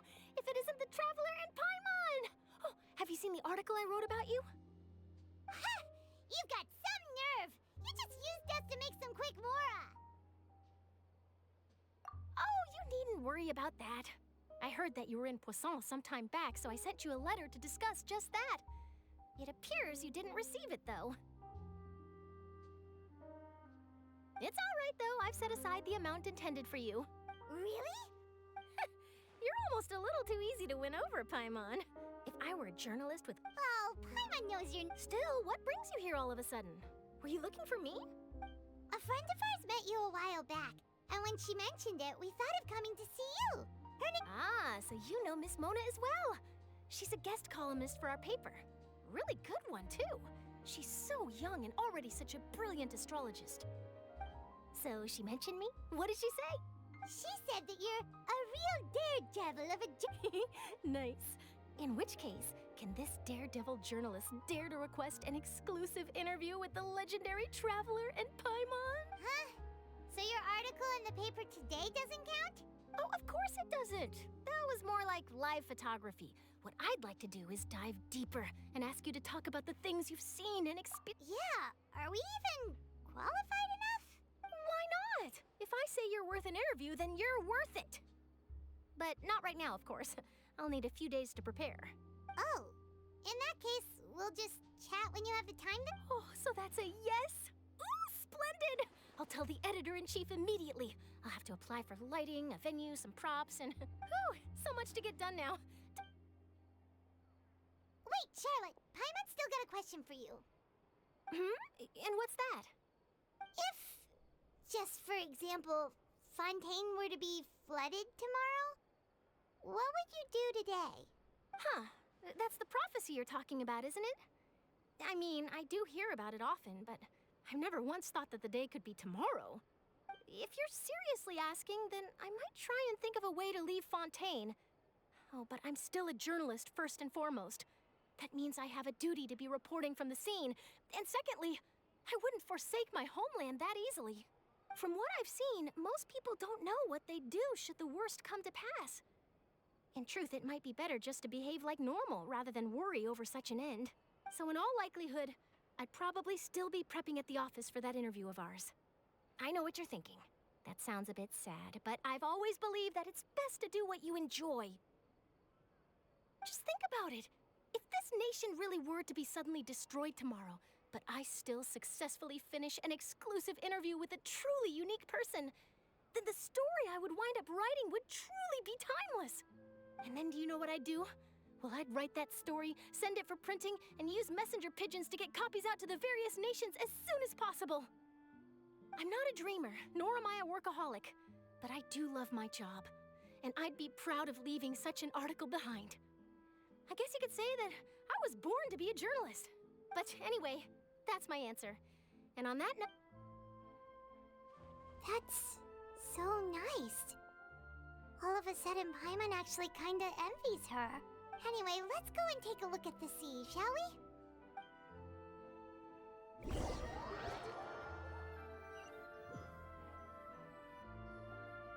The sea breeze and scenery can be a pretty soothing combo, huh? Paimon's been thinking. If it wasn't Fontaine, but all of Tevat that would be destroyed tomorrow, where would we go and what would we do? No, Paimon should ask, if you could choose, what would you like to do?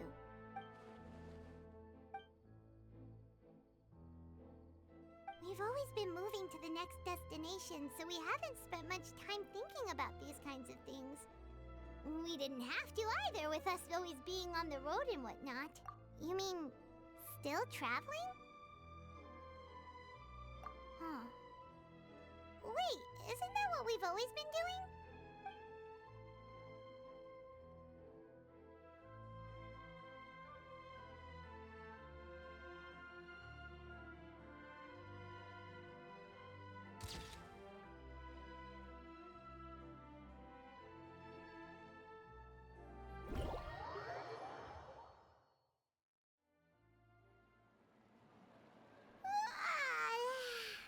Feels like you'll grow mold if you stay here long enough. But it's still better than the Fortress of Meripede, that's for sure. It's not only damp there, but salty. Ah, so the two of you are still here. Wonderful. Oh, you're from the Palais Mermonia, aren't you? Yes, I'm Isadora. Monsieur Nervillat sent me to look for you two before. I heard that afterward you went to the Fortress of Meripede. Not at all. I'm well aware that you're friends of his. Actually, yes, inside the Opera House. The Maréchaussée Phantom has declared the incident a small-scale riot. A riot? Well, that said, I don't personally think it was that serious. Lady Farina was watching a performance at the Opera House, and while she was resting during an intermission, some other audience members suddenly started harassing, loudly accusing her of doing nothing about the prophecy crisis. And before she could respond, others started to join in. The crowd continued to grow, and protests against the Hydro Archon started to break out. So people have started to put the blame on Farina. Guess they finally found an outlet for the pressure they've been... I agree. People will naturally rely on gods, as is customary. But the moment people feel threatened, gods are... So what happened after that? Is Farina okay? Seeing that the situation was spiraling out of control, and that further argument was pointless, she claimed that the Maréchaussée Phantom had their hands full maintaining order and did not catch where Lady Farina had gone. Only when things had stabilized did we realize that she had gone missing. So, you mean she's still missing? That's right. The Maréchaussée has dispatched many people to search for her, but we don't have any leads yet. That said, I don't think there's much to worry about. She is a god after all. Even if she were to fall into the hands of rioters, what could ordinary people do to her? Good. Monsieur Nervillat sent me to tell you about the situation, but he didn't say... Don't worry, this is more than enough to go on. Thanks for keeping us informed. Ah, is that so? Well, all right then. In that case, you two take care. I'll be heading back to the Palais now. Well, sounds like we should hurry over to Poisson then. If we know Farina, she won't try to fix things in this situation. Instead, she'll look for a place to wait out the heat.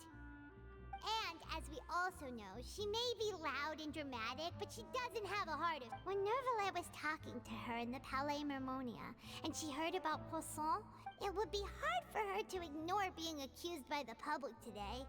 Paimon thinks Farina's probably taken the opportunity to slip away to Poisson and try to relieve the sense of... Well, what do you think? Paimon knows the answer, of course, but Paimon can do the analysis to back it up, too. Cool, huh? In that case, there's not a moment to lose.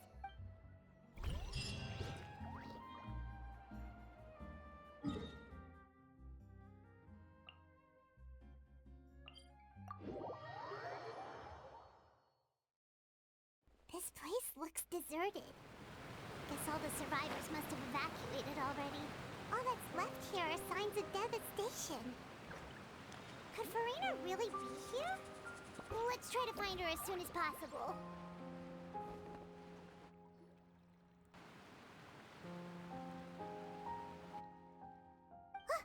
That's Farina, right over there.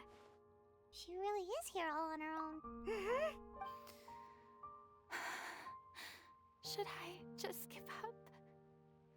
What was meant to happen did happen after all. Everyone's dead. I'm sorry. I'm so sorry. Give up, Farina. There's no point in holding out. I'm sorry. But what can I even do other than to repeat meaningless apologies over and over? Who's that? Don't worry, Farina. It's just us. So it is you, blonde traveler from another land. Why, I almost thought you were someone from that mob of my ignorant subjects. Farina, you were crying just now, weren't you? The tear stains on your face are obvious. What do you mean, tear stains? Oh, I remember. The show at the Opera House earlier this morning was so moving. I'm still trying to process it. Who did that uncivilized rabble think they were, disturbing my enjoyment of the arts? They even dare to tout their Archon. I must teach them a lesson. I can just imagine their twisted and frustrated faces once they realize that I'm nowhere to be found. Oh, and I'm sure Nouvellette and those people from the Marche Chaussee Phantom are freaking out right next to them, too. Of course not. Hey, there she is! The Hydro Archon's over there! Quick, after her!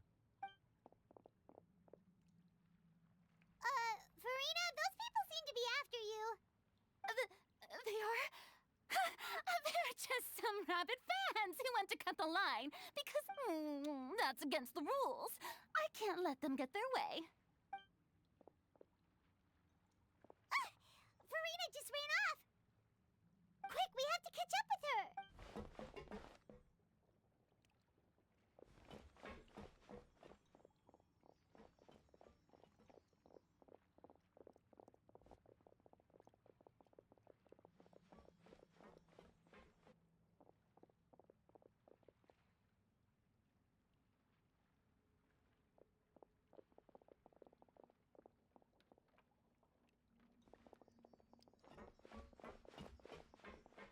This should be the place, right?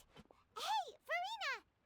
There's a good hiding spot over here. Quick, come to Paimon before the rest of them catch up to you. What? What is this place? Hurry, they're almost here. Fine. I suppose haste is warranted. Lead the way.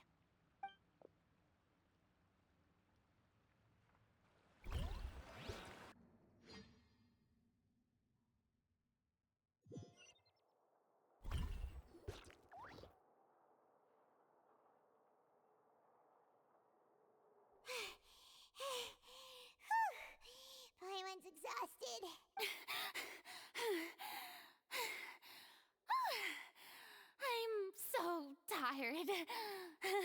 I totally thought they had caught me. No, I mean, I merely gave in to the sheer enthusiasm they displayed.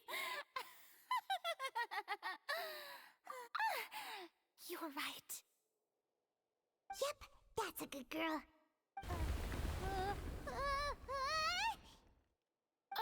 What's happening? The ground's shaking. Yeah, a quake of this kind preceded the flooding in Poisson, didn't it? It can't be. It's happening again. Well, there's no need to worry too much about that. Neverlette's made some emergency plans, so the evacuation should go a lot. Yeah, I hope you're right. But the people of Poisson, they've already...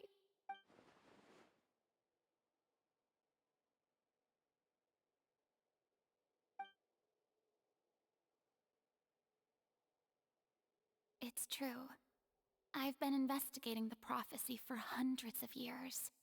I once had informants all over Tevat, searching for clues and feeding information back to me. I've tried all kinds of ways, too, to hold back the sea. Anything to keep the coastline from advancing. But all my efforts proved to be futile in the end. Really, the truth has been clear to me for a very long time. We cannot make an enemy of the divine. No matter what we do, the will of the heavenly principles will have its way, and the prophecy shall be fulfilled. Give up. I do love the sound of that phrase. It would mean finally coming to terms with fate, but also for me to finally be free. Indeed, I've thought about giving up so many times, especially after we almost lost Poisson. Fate is really unreasonable, isn't it? It has no heart and obeys no rules. The prophecy has only just started to come true, but just now, it all became clear to me. I still don't have the right to come to terms with fate on behalf of everyone else. As long as the final moment hasn't come, it's still not too late. Don't worry. I will keep hope alive for everyone until the very end. Well, that's enough for now.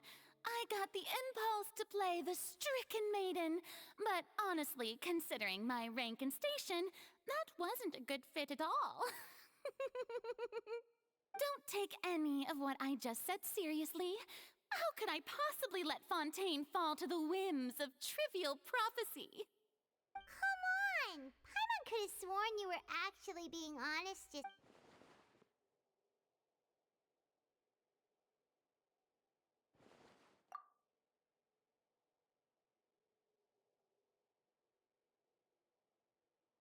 Share my burden. That's impossible. It was fated right from the start that this would be my duty alone.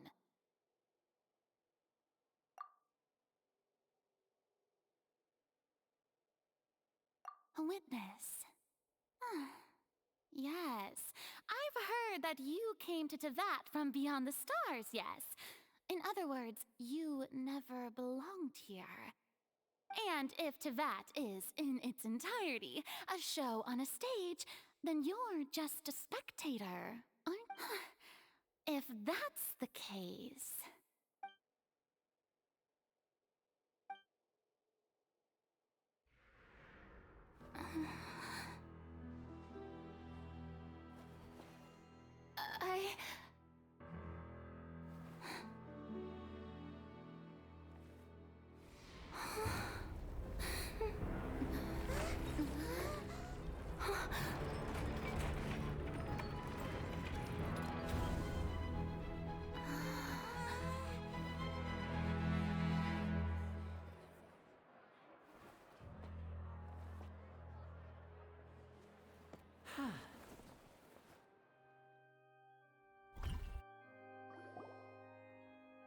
Ladies and gentlemen, this concludes my opening performance.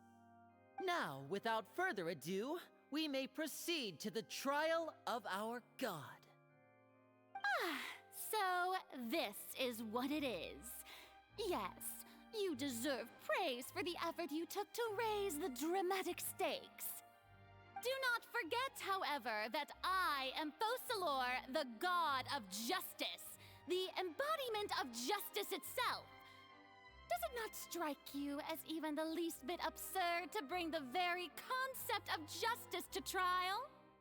May I interpret these words as your refusal to stand trial?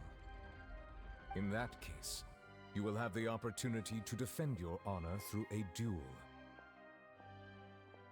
You would draw your blade against a god?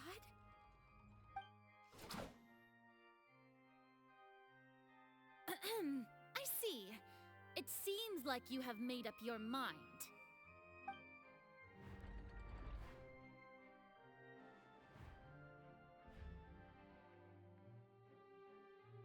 Paimon can't believe it. She just surrendered. What the heck is going on? Did I just see an Archon surrender to a human? Wow, how utterly humiliating. Lady Farina, what is the meaning of this? It would seem that there has been a misunderstanding. To be clear, the raising of both hands is not always an indication of surrender. Looking for excuses again, huh? I raised my hands just now to indicate my acceptance of the trial. No duel shall be necessary. I will admit that I've been running away for a long time. I'm sorry, everyone. I was unable to protect the people of Poisson. It is my duty to stand trial for my crimes. You are not the only ones to be disappointed in me. I, too, am exceedingly disappointed in myself. But now, it is time for the Hydro Archon to show you her courage and resolve. I, Farina, will use this trial to show the world the true meaning of justice! This time, I will protect you. Applaud and rejoice! One of the most outrageous and fantastical arcs known to the opera epiclese is now unfolding before your eyes. Mark my words, this shall be one of the most exhilarating and brilliant shows ever to grace the stage of Fontaine! The trial of the Hydro Archon, Focalor, will now begin! Woohoo! Oh, now we're making history! Why does it feel like Farina just took over the whole thing? Like, come on! Didn't she just get forced to stand trial for... Also, even though she's still acting super dramatic, she is taking this seriously this time. All right, then. Who will be my opponent in this trial? The court asks the prosecutor to please take the stand. Is that so? Very well. Then please speak, witness of Tivat, my accuser and fated opponent.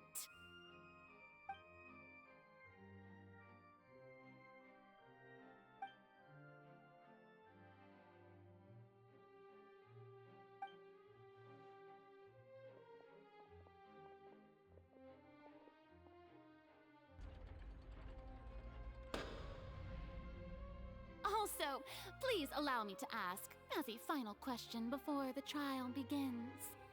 Just how much work did you do to force me onto this stage? Well, we did do a lot of prep after the meeting that day. I can go over the tasks assigned to the Spina di Rosula, since they were rather straightforward and easy. Navia, the president of the Spina di Rosula. Most of the people who participated in the disturbance this morning were my subordinates.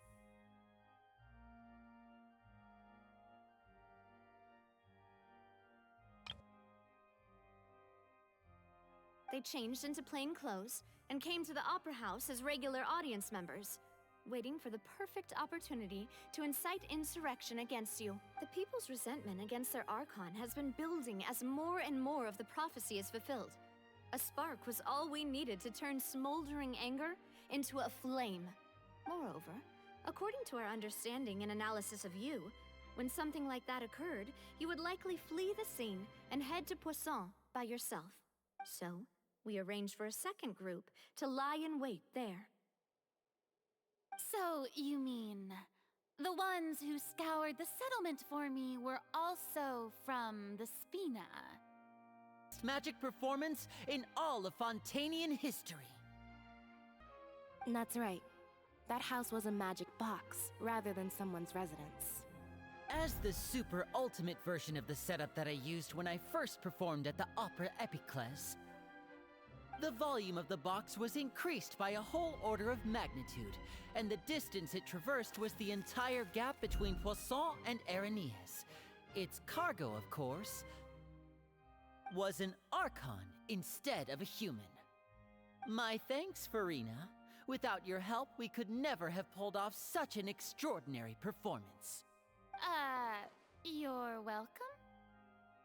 Of course, this performance was only made possible with Father's support. The House of the Hearth spent a massive amount of labor in Mora to pull this off. We had to select a location, construct the giant magic box, dig a tunnel, and open up a path through the water. It was a lot of work for all of us. So, in other words, the earthquake that we felt within the giant magic box was just a normal tremor from the transportation of the whole house? That's right. It wasn't a sign of another disaster to come. Then, I can guess Nervilette and Cloran's parts. You gathered a crowd, prepared a stage, and made sure that the champion duelist would be immediately ready for a fight. Also that as soon as I appeared on the stage, the trial may commence without a hitch. Am I— Yes, that is correct. Well, Clorand, I must commend you for your courage. Only the most outstanding champion duelist in all of Fontaine would accept a duel with an Archon without flinching. Thank you. As for you, Traveler, I suppose your role was to keep me distracted with conversation once you found me in Poisson.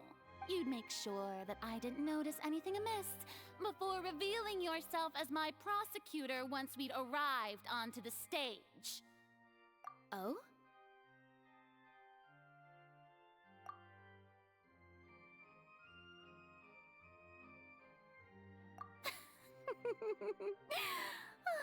Is that so? Then I suppose I must have missed my final chance. It's fine. It matters not. What's done is done. The stage is already set, so there's no reason to disappoint the audience. Let's see this trial through to the very end.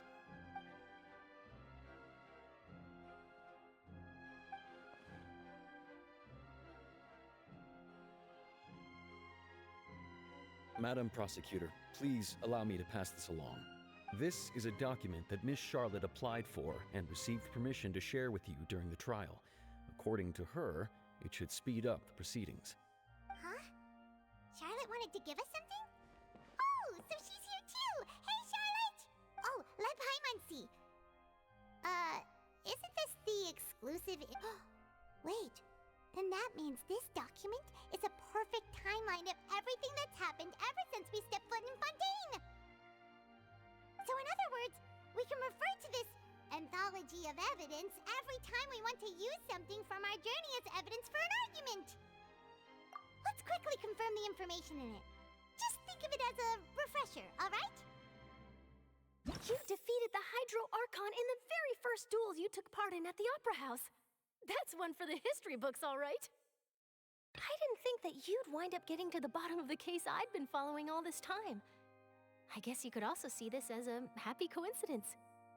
This is the first time Monsieur Nervilette had a difference of opinion with the Oratrice. Even the Hydro Archon can't figure it out. A Fatui Harbinger. She's an extraordinary person. Her instinct must mean something. The fortress of Meripede was almost destroyed in a single day. That I didn't witness that scene personally will always be a source of professional regret, I think. According to Monsieur Neuvillette, both Child and that whale should have been in the primordial sea at that time. I nearly lost my awesome friend Navia. To be honest, that still gives me shivers.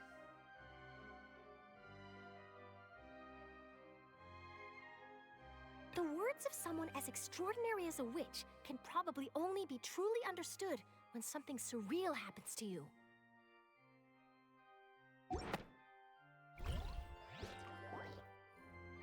The prosecution and the defense are both in position.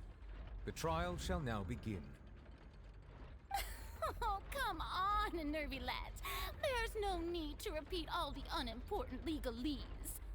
Just fast forward to the part where the prosecution lays out my offenses. As the defendant and the lead actress of this performance, I still haven't even been informed of my supposed guilt in all of this. Of course, it is only natural for humans to struggle to understand the actions of a god. That's true, but my charge here is unrelated to your conduct as an Archon. Instead, I would like to charge you as a fraud who's never been the Archon in the first place. Wait, what was that? Lady Farina's a fraud? Hey, I came here thinking that we were going to try the Hydro Archon for forsaking her duty, but did I hear that right? Charge accepted. Lady Farina, do you plead guilty to the charge? Lady Farina. I plead not guilty. How can I be guilty? There is no way that I, Focalor, otherwise known as Farina de Fontaine, a member of the Seven and the Regina of all waters, kindreds, peoples, and laws of Fontaine, could be anything other than your true Archon. Yeah. Even though Lady Farina can be rather eccentric, isn't it going too far to doubt her very identity? Yeah, I've never questioned her identity either. Sure, Lady Farina can be super irresponsible, but what grounds does that prosecutor have to make such a huge claim? I have cause to believe that common sense will prevail in this case. Many of the members of the audience have known me as the Hydro Archon ever since they were born. See? Even the Oratrice has decided to show me its favor. Are you sure you want to commit to a charge that will never be upheld?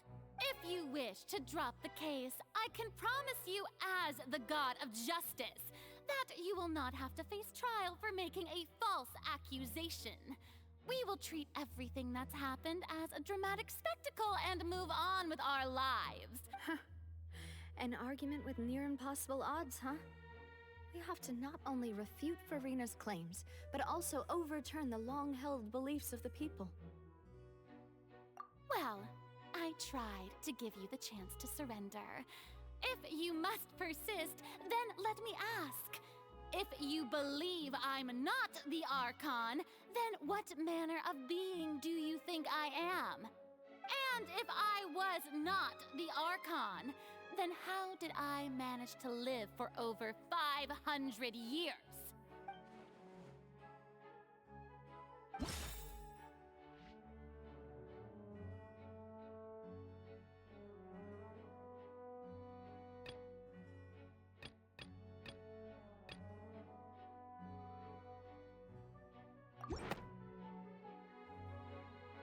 First of all, you may be a member of another long-lived race, which would allow you to naturally possess an extended lifespan. And second of all, even if that wasn't the case, there could be other ways to extend your life. Who gave you that idea? Was it the knave? You'd sink so low as to use a harbinger's words against me. A curse?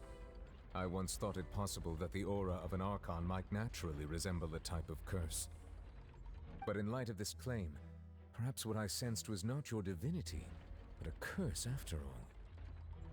Neuvillette sensed it too, huh? Lady Farina is actually a human? Well, it is true that it's extremely difficult to tell humans and gods apart just by looking at them.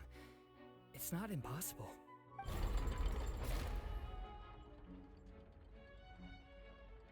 Well, don't start celebrating too early now. Even if I have been carrying a curse like you said, how does that prove that I am merely a human being? Besides, everyone knows that the main difference between a human and a god is the possession of authority. Gods can do what humans cannot. That's why they're worshipped as gods. For centuries, manifestations of my authority have served the nation of Fontaine. One need only to turn their eyes towards the Oratrice Mécanique d'Analyse Cardinal in this very opera house, or consider the endemnitium that is used in every aspect of life.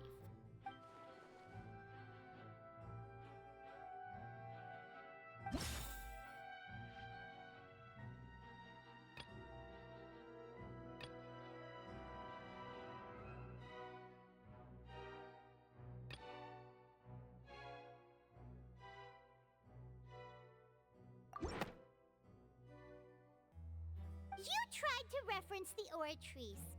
But weren't you as confused as all the rest of us when the Oratrice declared Child to be guilty without any proof? Otherwise, you should have come up with a good explanation for that by now. Didn't I make myself clear at the time?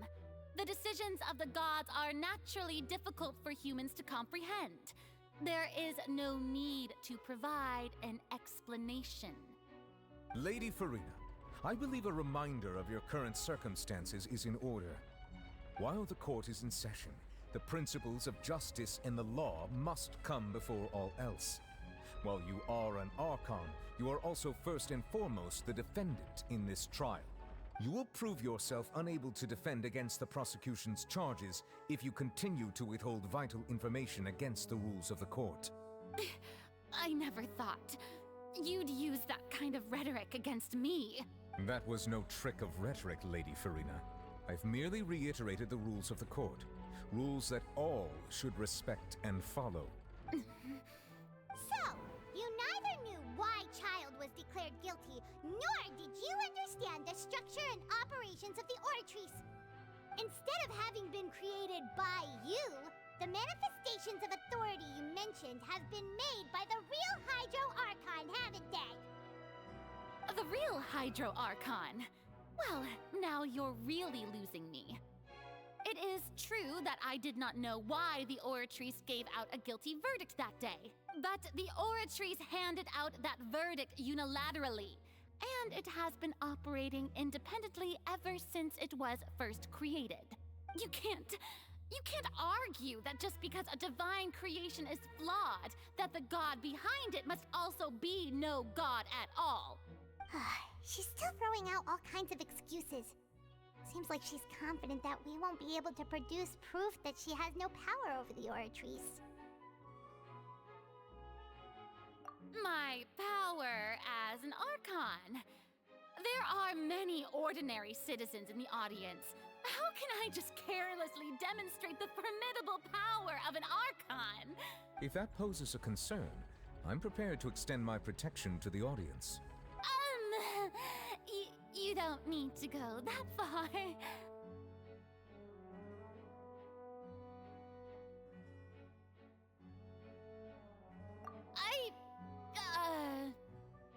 Aren't you the Hydro Archon? Or is it that you can't even wield the power of Hydro, much less the authority of a god? Indemnitium! Yes! It's all because of Indemnitium! All Archons derive their power from the faith of the people, and I've converted the people's faith in justice into... Thus did I give up all of my divine power to provide everyone with energy for their daily lives. Have you ever seen a more magnanimous god? Isn't that a huge stretch? Yeah, no matter how generous an Archon can be, how could they give up all their power? Can a god with no power even still be called a god? It seems like nobody's buying Farina's excuse. Hey, come now, everyone. Please don't stare at me as if I was a liar. I'm still the same Farina you knew, right? The one that you loved. Shouldn't you want to believe in me? Please? You've got to believe me. If what the prosecutor said is true, she really has committed a grave offense. Did she deceive all of us? And all of our parents and grandparents too? And all of our ancestors? Enough! That's enough. Tell me then, if I'm not the real Hydro Archon, then who is? If you have no evidence of another Hydro Archon's existence, nor can you find anyone who can back up their claim to be such, then what grounds have you to say that I'm not actually the real deal? Wow, she came up with yet another argument. How can we refute her now?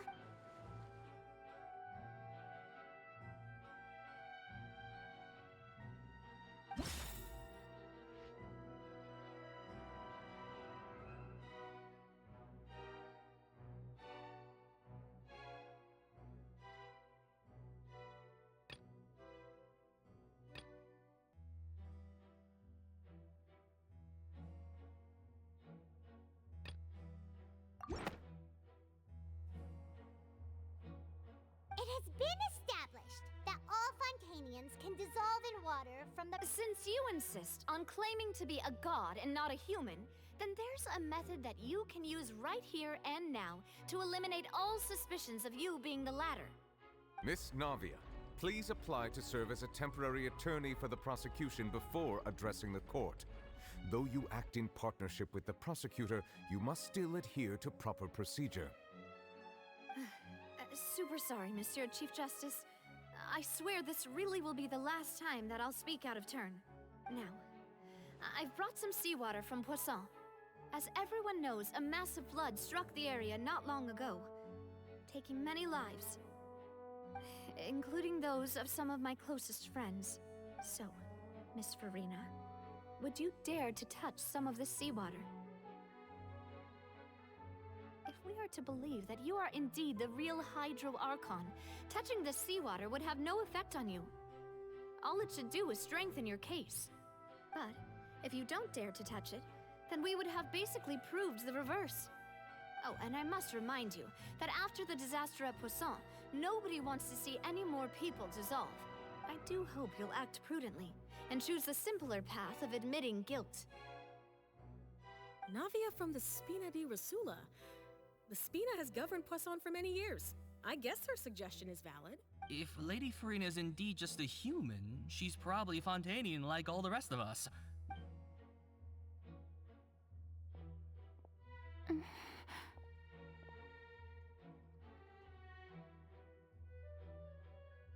Lady Farina, this test has been unilaterally proposed by the prosecution. As it falls outside the realm of standard court proceedings, you possess the right to decline participation. Well, of course he had to tell her that. But refusing to participate is basically the same as a confession of guilt. She's just staring at the water without saying a single word. It really... What's going on? Is she really planning to... That's not what we thought she would... Due to the inherent risk of the test, Lady Farina, you may... Hey!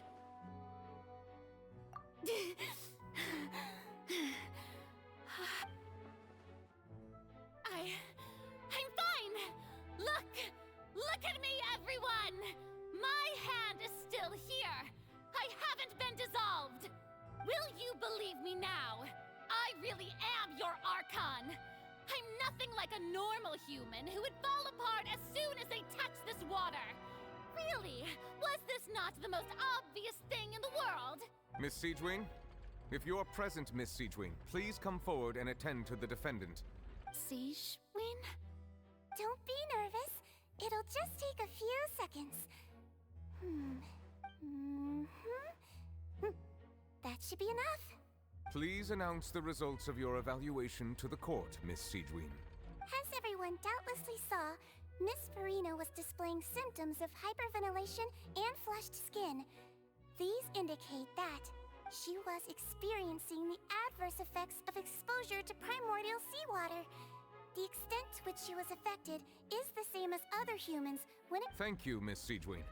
Lady Farina, you may return to the defendant's stand. Oh, wait. What did she just say? I didn't get dissolved. Shouldn't that be enough to prove my innocence?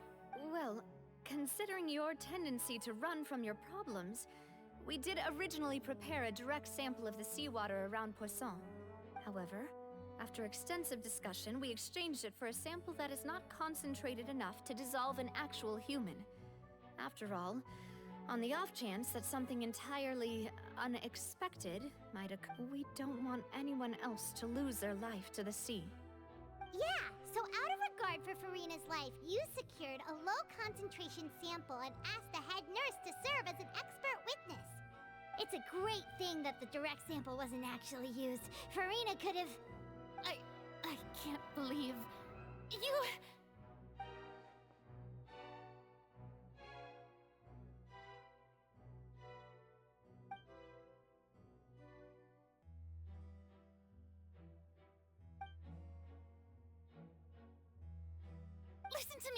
Listen to me, everyone. Please don't give me such cold and disdainful looks. Think about it. How can you conclusively prove that an Archon can't also be affected by the primordial seawater? Also, if I was really just a human, why would I dare to just put my hand in that kind of water?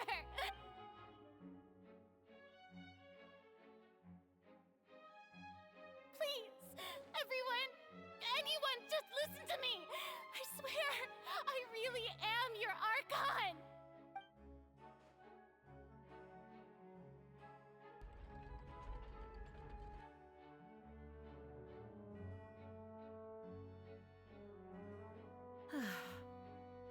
I don't think anything she says at this point will sway anyone. The odds are just too stacked against her now. With all the things that have been said, Paimon doesn't think there's any way left for Farina. I believe the time for arguments and presentation of evidence has come to an end. If there are no objections, we will move on to the final judgment.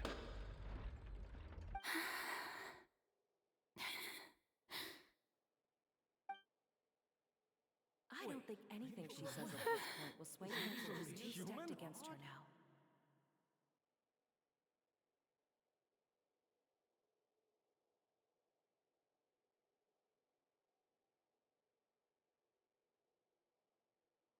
In my capacity as Chief Justice, I shall now render judgment on Farina's misrepresentation of herself as the Archon of Fontaine. As a human who knowingly deceived her fellow citizens, Farina is... guilty.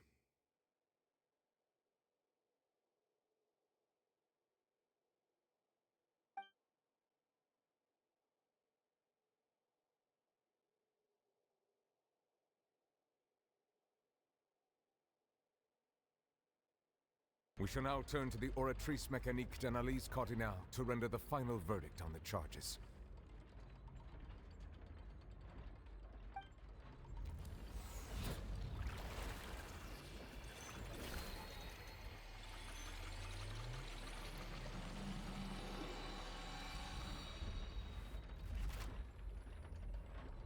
According to the judgment of the Oratrice Mécanique d'Analyse Cardinale, Farina is... Well, what's wrong? What's the Oratrice's verdict? No, the Oratrice also displays a guilty verdict. Isn't that correct then? However, the exact wording of the verdict is thus: the Hydro Archon, guilty, to be punished via the death sentence. The death sentence? That's actually one of the available sentences? I've always thought that it was just a myth. The one and only time the death sentence has been handed out at the court, and it's been given to the very person we've worshipped as the god of justice? What an unexpected twist. Farina's been sentenced to death by the Oratrice? We just wanted to use the trial to show her the seriousness of things so she'd tell us the truth. This outcome is indeed quite strange. According to Fontaine's current definitions of justice, as well as its recommendations for criminal sentences, is this sentence really appropriate for the crimes that have been committed? Yeah! Even Vacher wasn't sentenced to death by the Oratrice. You know the real evil mastermind behind the serial disappearances case. Indeed. Not only is Farina's sentence overly excessive, the very point of our trial today was also to prove that Farina has never been the Hydro Archon in the first place. But now, the Oratrice seems to have deliberately invoked the title of the Hydro Archon. What does this mean?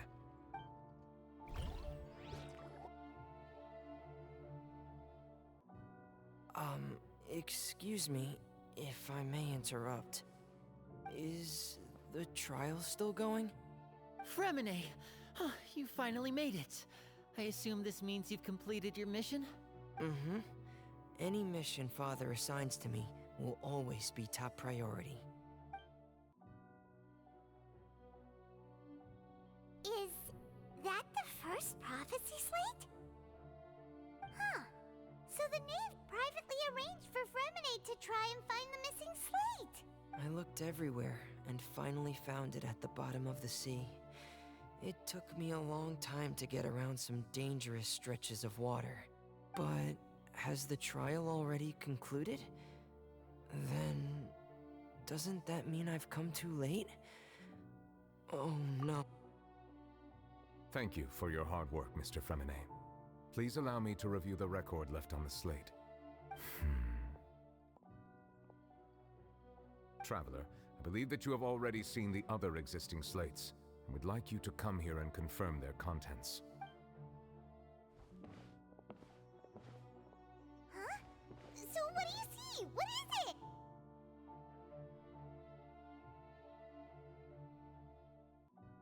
I believe I've now made sense of the Hydro Archon's crime. It has to do with Fontaine's lost history. Huh? Isn't the Hydro Archon just guilty of deceiving her people? Oh, wait, no, that's Farina, and we've already proven that she's not the Hydro Archon. So when you say Hydro Archon, do you mean the real Hydro Archon we've been In truth, everything that you've encountered in Fontaine up until this point can be traced back to the contents of these stone slates. However, I'm uncertain as to how much sense they currently make to you. Okay, let's try to recall the contents of the other 3 stone slates.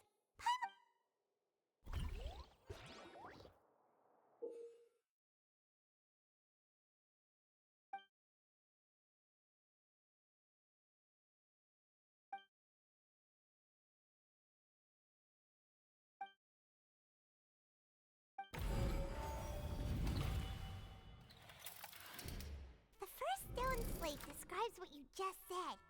It seems to show the previous Hydro Archon using her divine power, and then the Oceanids turn into humans. Does that mean that Fontainians are transformed Oceanids? Oh, Paimon wasn't expecting that. But if Oceanids can turn into humans, then perhaps this process can be reversed as well. The second stone slate shows Celestia floating in the sky, and the Hydro Archon and her people worshipping it together. But the heavens still brought judgment down upon them. This must be the point when the Hydro Archon and the Fontainians were branded with their original sin. Does this mean that the original sin and the Hydro Archon sin are the same thing? The third slate shows the Hydro Archon sinking into the sea surrounded by many people. That reminds Paimon, didn't we also watch that happen to someone else?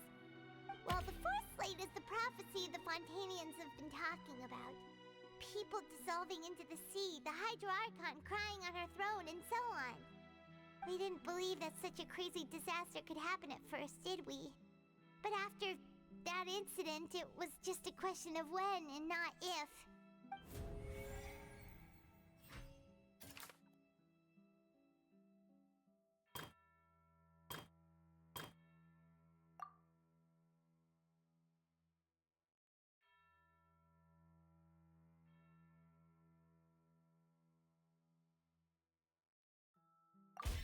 We know from the case of the serial disappearances of young women that Fontainians can be dissolved in primordial seawater. And the first stone slate tells us that long ago, the Hydro Archon used her power to turn Oceanids into humans. This might be the reason that Fontainians can dissolve.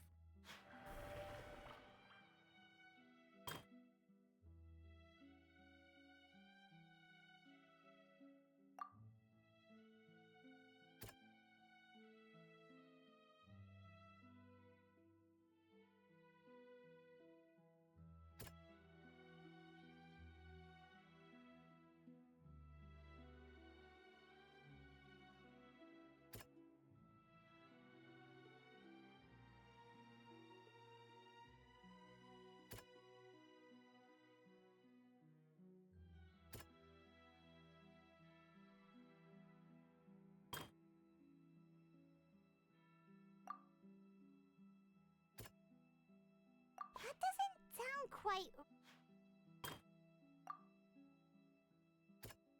That doesn't sound...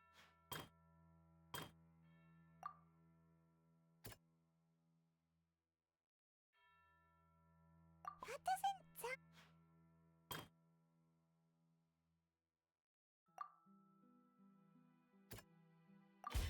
Perhaps what is about to take place has all happened before. The true sin of the Hydro Archon that Nervilette mentioned, and the original sin cast down on the people of Fontaine by Celestia, as recorded on the stone slates.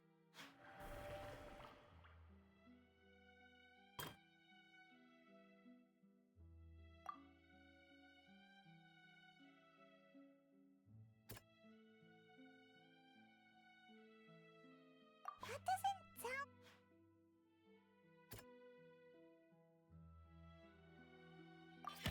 It's not as simple as falling into the sea. When Navia fell into the sea, her consciousness was subjected to judgment. The stone slates show the people gathered around the Hydro Archon in the sea. Could that be alluding to the same thing?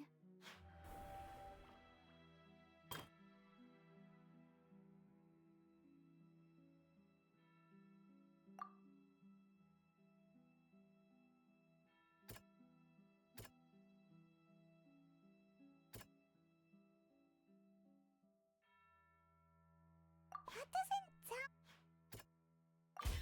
The prophecy from the stone slates found its way into society, but not many people. The fortress of Meropide was nearly flooded with primordial seawater, which we know can cause Fontainians to dissolve.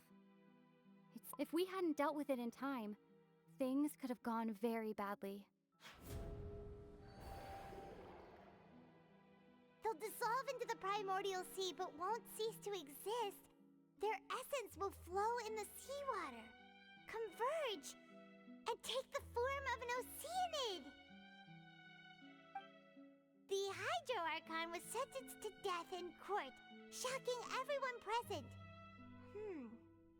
Perhaps this means that her sin was actually Fontaine's original sin. Navia fell into the water inside those ruins, and she nearly dissolved. She was surrounded by the people of Poisson in a court within her consciousness, and was forced to take part in a trial meant to make her stay.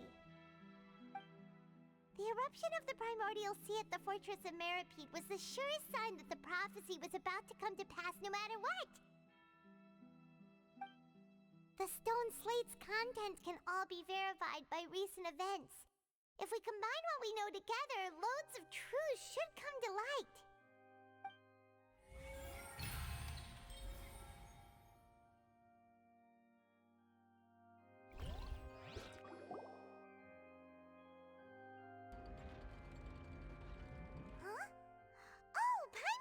Now, so that's how you can make sense of it. But then it feels like we're going to have to share some truly shocking revelations. Let's hear them. Incredible. Linny, did you hear that? We're not real humans. All Fontainians were originally created by the late previous Hydro Archon, with oceanids as their basis. The evidence for that can be found in how only Fontainians could dissolve in primordial seawater, and how all the girls Vacher dissolved were also turned into oceanids. Oh, and according to Navia, when she was about to get dissolved, she also saw everyone gathered around for a trial, all of them in the shape of oceanids. Indeed.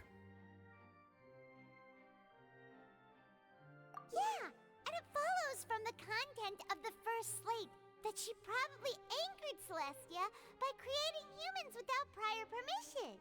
That could also explain why the Oratrice judged the Hydro Archon to be guilty. It's to account for that ancient sin. The Hydro Archon's true sin was... And yet, after many hundreds of years, the Hydro Archon's creations have turned around to try to judge the Archon within the Opera Epiclese. The twists of history are often the most unexpected of all. Yeah! Isn't the image here just like when Navia fell into the sea? So wouldn't it be trying to show the image of the Hydro Archon also falling into the sea once the prophecy has been fulfilled in the fourth slate? In the end, the people will all be dissolved into the waters, and only the Hydro Archon will remain weeping on her throne. Only then will the sins of the people of Fontaine be washed away. Did Paimon get all that right? You've made some keen deductions. I must say, given how much you still don't know, it is impressive that you've already managed to connect so many pieces of the truth. However, while you were able to decode all the information on the slates, they've also been etched with an additional layer of hidden information using a different power source. When we were at the ruins, I tried to decipher the hidden information recorded in the slates. But since we only had 3 slates at the time, now that the slate collection is complete, I shall make another attempt to decipher the narrative recorded within. If everything goes well, we should finally be informed of the unadulterated truth.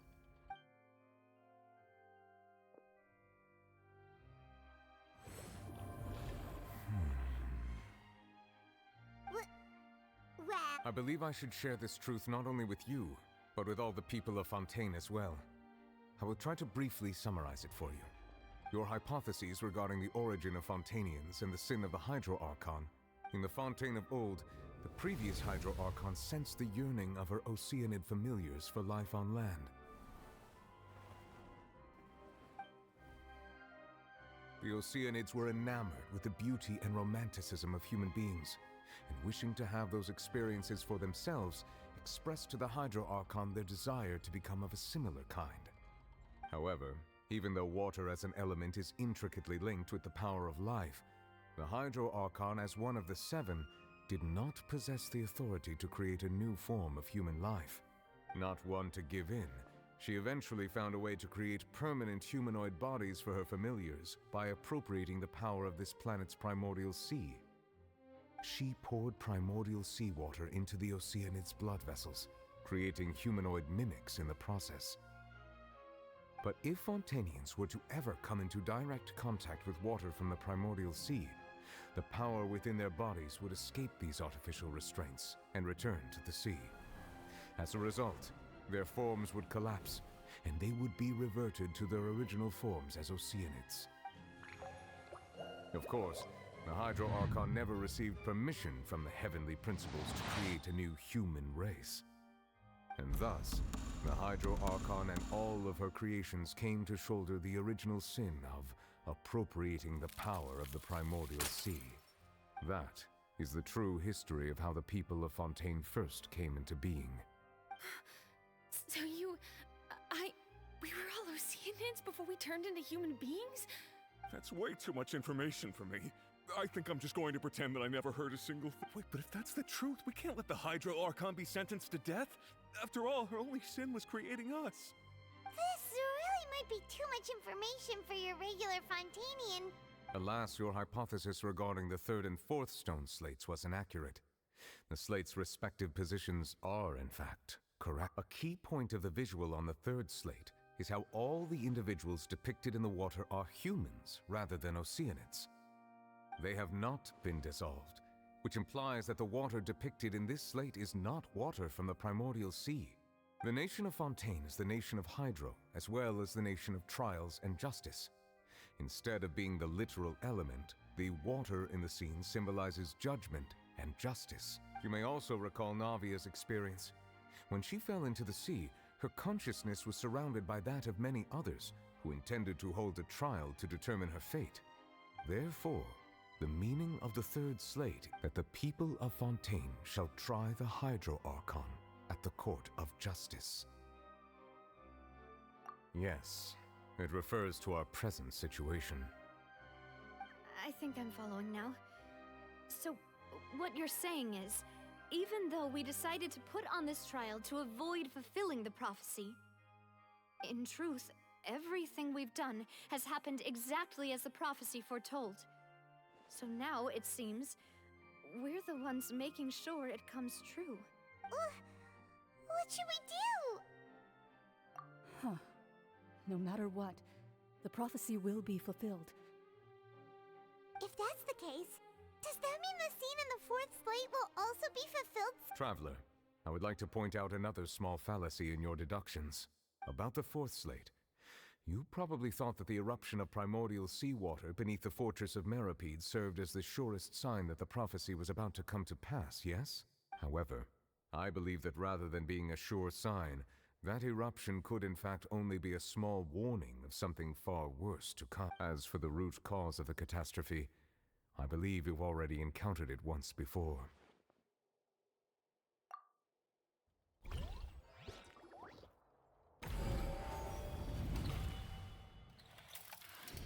This eruption was just a small warning of the things to come. We must find the root cause of the disaster.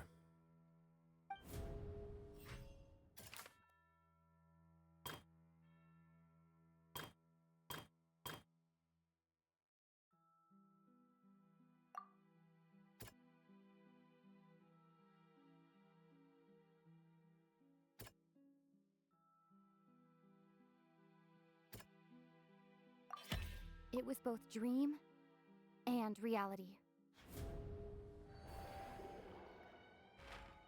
If we're talking about a true culprit, that could only be that thing inside the primordial sea, right?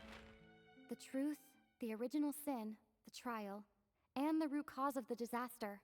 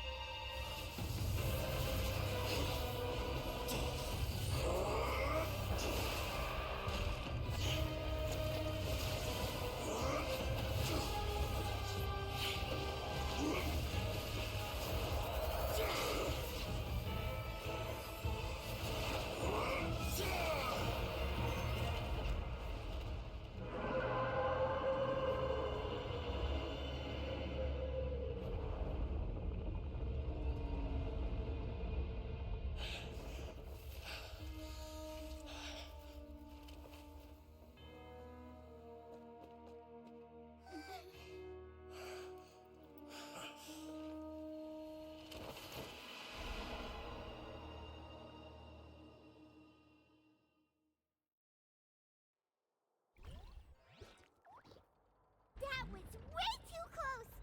How did that thing just burst into the Opera House? Wait, was that the huge whale you saw in your dream? So we've met it at last. I understand very well why it has chosen to make an appearance here. That whale does not belong to Tevat. It is a monster that has traversed the stars, weeping all the while. It has been greedily consuming the energy from the planet's primordial sea, using it to grow. That is the main cause for the rising sea levels. And once it has finished consuming all of the energy contained within the sea, its next step will be... You said that when the Hydro Archon first created Fontainians out of Oceanids, she filled their blood vessels with primordial seawater. Precisely. That whale finds the blood of Fontainians nigh impossible to resist. Therefore, when it left the primordial sea, it decided to make its next stop a packed opera house full of food. We just barely managed to push it back, right? In that case, won't it come back to target the people again once it's managed to recover its strength? That is correct. Indeed, it is more accurate to say that we should thank that Harbinger for buying us some time. Without him, the whale would have likely come onto land far sooner. From the way he looked, he must have been fighting the creature for quite a long time. That battle maniac. We've always known that he had a special connection with that whale, but we definitely didn't expect it to help us out like this. Anyway, Now that we know that this whale is the actual cause of the disaster recorded in the prophecy, all we need to do to stop the prophecy would be to find a way to beat it up, right? It is too late. It had already absorbed too much of the primordial sea's energy before we could notice it. At this point, it has become practically integrated with the sea itself. Even if the entirety of Tevat were to be destroyed, it could still survive and swim off towards some other world. That's not something I will accept. We've already done everything we can, and we even found the true culprit. We've come so far. You can't just tell me that the last hurdle is some impossible foe. That's just not fair. Indeed, that's not how a grand performance should end. I'll fight it to the end, no matter what. So the prophecy will be fulfilled no matter what, huh?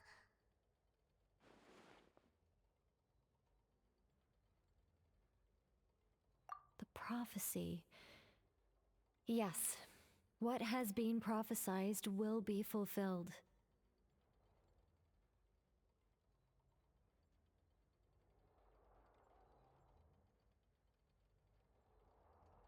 Just as prophecies are usually only the future as seen from the perspectives of the gods, could things be happening in hidden corners, where ultimately, fate shall serve as your only guide, no matter what will happen in Tevat's future?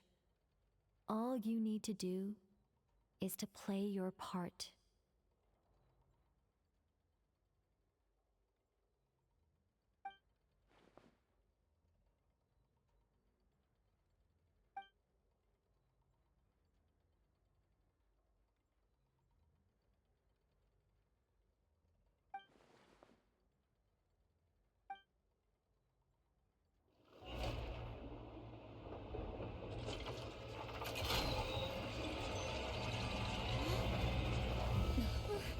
What's happening with the aura trees? I believe it is preparing to carry out the death sentence.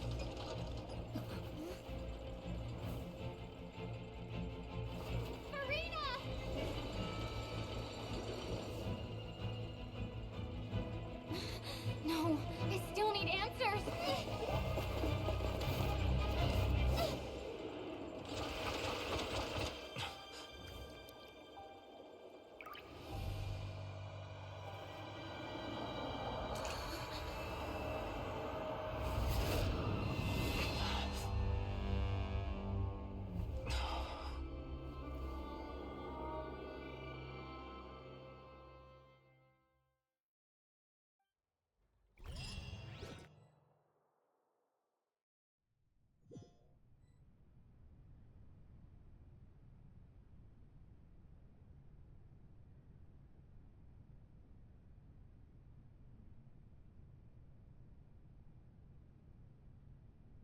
You...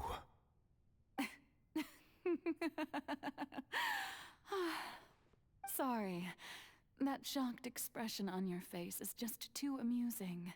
I couldn't help myself. You are not Farina. Who are you? The sweet sound of bewilderment. Marvelous. A sure sign that my attempt to deceive everyone was a resounding success. But to answer your question, I am Focalor. You know, the god. Focalor? Why did you deceive us?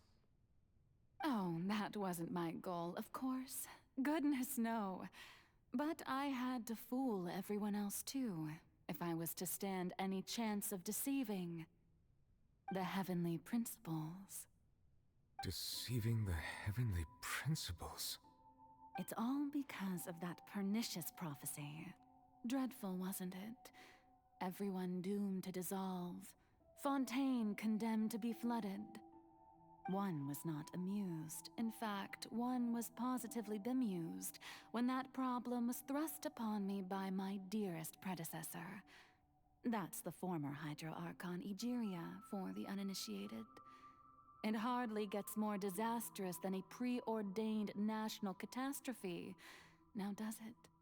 She knew full well that the prophecy would surely come to pass. And as one of the seven, she also knew full well that one defies the heavenly principles at one's peril. So yes, as you have no doubt surmised, it was a rather impossible situation that I found myself in. I spent a terribly long time mulling it over, alone on the ocean floor. And I was almost growing barnacles by the time I finally realized there was only one possible solution to this confounding conundrum. I had to outwit the heavenly principles, allow the prophecy to be fulfilled, ostensibly at least, while saving everyone at the same time. I'm a genius, I know. I can only assume that's why Egeria chose me as her successor. Although, looking back now, it was hardly the inheritance one dreams of. Between the task of saving the nation, the quotidian duties of the Hydro Archon, and not to mention the original sin of creating a new race of humans, I dare say she left me quite a colossal mess to clean up. But one can only play the hand one is dealt. I did not choose this, any more than I chose to be one of her Oceanid familiars. So you were also once one of the Oceanids, transformed into a human by Egeria's hand. Yes, I was. I always dreamed of becoming human. And I still do, even now. In my eyes, to be human is to be part of the greatest opera ever known. After becoming a god, I separated my divinity from my body and spirit, leaving behind only a self that was as naive and bewildered as my past self on her first day as a human being. The me you see before you now is that divinity. And the human counterpart I left behind, I named Farina.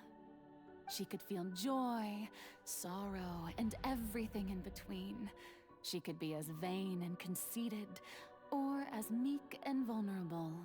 Her strengths were of a kind only a human could possess, as were her shortcomings. But in my eyes, Farina's humanity was what made her perfect. She was perfectly human in every way. The person I always wanted to be. Anyway, so then I cursed her. All part of the plan, of course. The plan to deceive the heavenly principles. Do you still remember the final scene of the prophecy? The Hydra Archon, alone, weeping on her throne.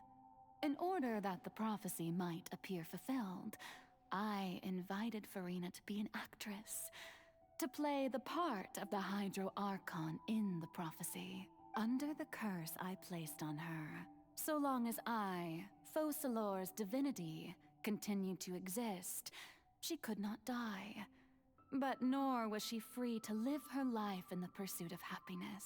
Instead, she was forced to take the stage in the opera house, to embrace the role of leading lady, to forever play the part of the god from the prophecy, all to create a deceitful appearance of that prophecy coming to pass. I suppose now you probably understand why your court is called the Opera Epiclese. But Farina is only human, isn't she? Even though she has had a long life, her mind is no stronger than that of any other ordinary human being. I cannot begin to fathom what she has had to endure. It must have been torture for her. It has indeed. And although she is, in a sense, me in human form, I most definitely owe her an apology for it. It's been 500 years, and all along, she's been playing her part in the most unimaginably long, unbearably lonely, and agonizingly painful opera of all time.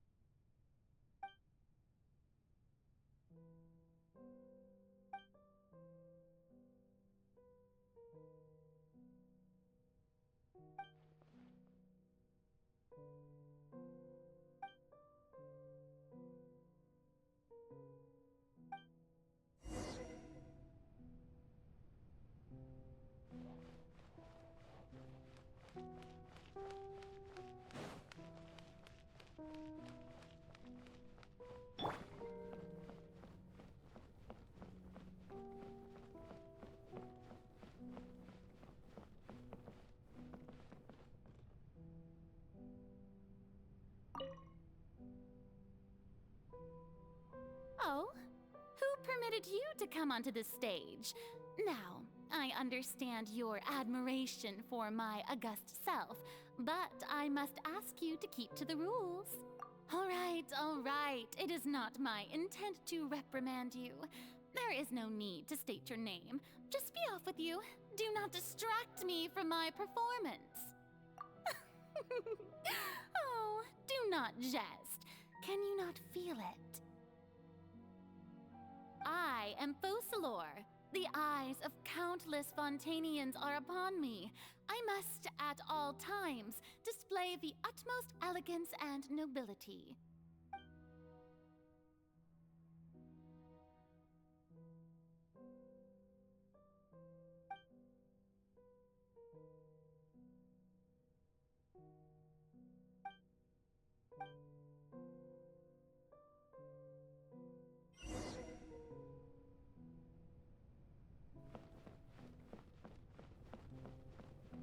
Dear audience, the performance is experiencing a technical difficulty, but worry not. The guards shall resolve it soon enough.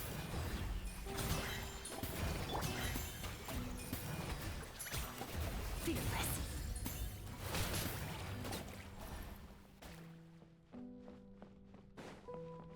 Hey, what gives? The audience is still watching me, you know. Guards? Wait, where are the guards? Guards!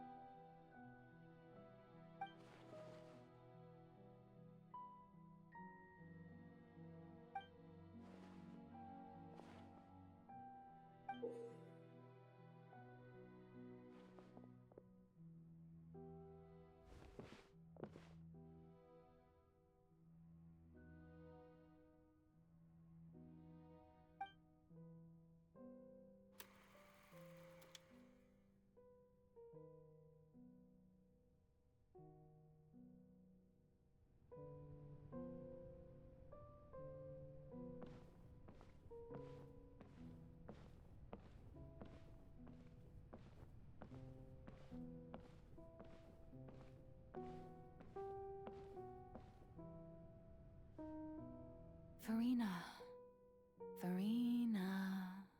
Huh? Who's that? Who's calling me? Where are you? Be not nervous. Be not afraid. I am before you. Wait a moment. You're mirror me? How can this be? Mirror you, huh? You know what? That's not bad. Let's go with that. Mirror me. What do you wish to say? The prophecy. Have you heard of it? What prophecy? Wait. I know. I think. I don't know why, but it's in my head somehow. The people will all be dissolved into the waters, and only the Hydro Archon will remain, weeping on her throne. Only then will the sins of the people of Fontaine be washed away. Oh, very good. You know it well. What's going on? I can't seem to remember anything clearly. The only thing I know for sure is this prophecy. Will it really come to pass? Yes, it will. And that is why I've come to you. Disaster will come to Fontaine sooner or later. Things will develop just as the prophecy declared. There is no escaping it. But doesn't that mean everyone will die? I'm a Fontainian just like them. Well... Oh, don't worry. Magical meetings exist in this world precisely to give people a chance to turn things around. It is the reason why you met me today. I will tell you how to save everyone, but you may have to suffer somewhat. Oh, so there's still hope after all. Goodness, you frightened me. You spoke so much and with so much certainty. As for the suffering, well, I will admit that the first thing that came to mind was, why do I have to be the one to suffer? But if the prophecy will come true, I'll also die anyway, right? So if I've already met you as my magical meeting in this world, if there were scales, with all the people of Fontaine on one side, and my pain on the other, is it not obvious where the scales should tilt? You truly are the perfect human, my ideal. I suppose this would also be the justice that belongs to you.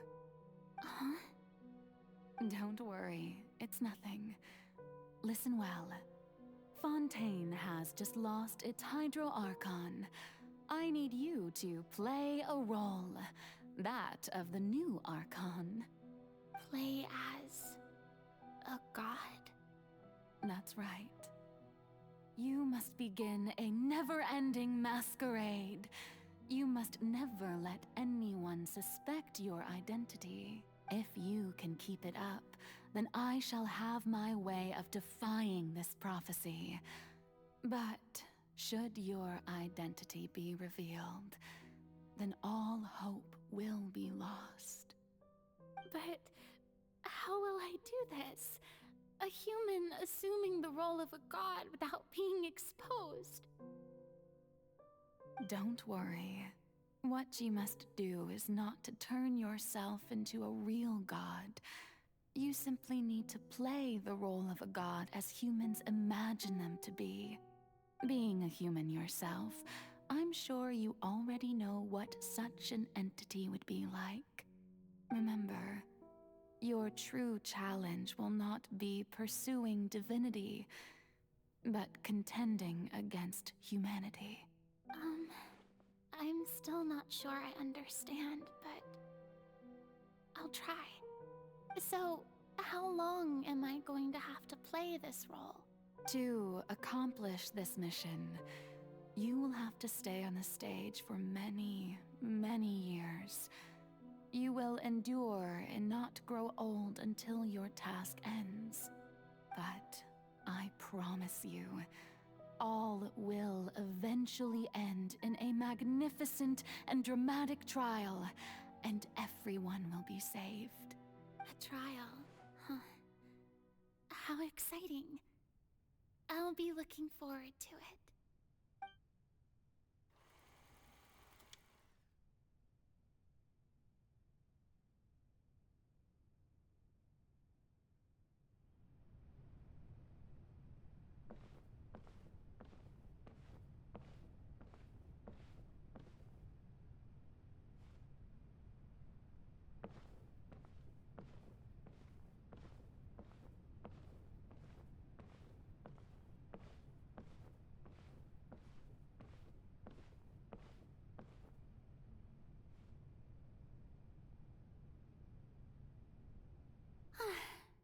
The Maison Cardinalise has announced my accession, but this is my first time facing the people.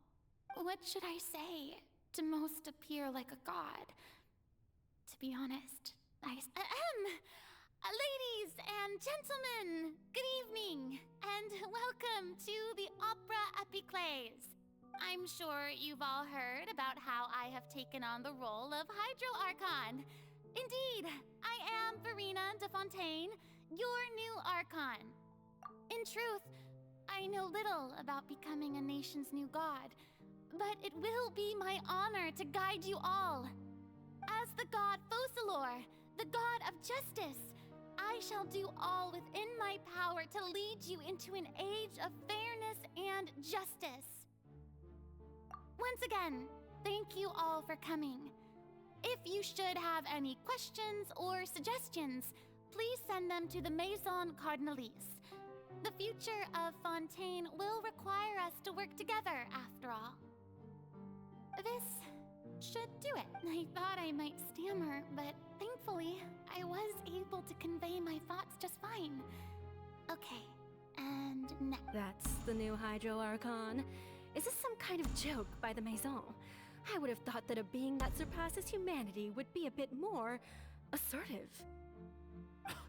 Hey, did you hear that? She even told us to send her suggestions there at the end. Shouldn't gods be all-powerful? She's being so modest. What's the difference between her and an ordinary person, then? If you ask me, perhaps the succession didn't actually happen. She might just be a Maison-backed puppet. Wait, what's going on? Why is everyone suspecting me of being a fake? Oh, this is bad. If I get exposed here, there'll be no saving the people from the prophecy.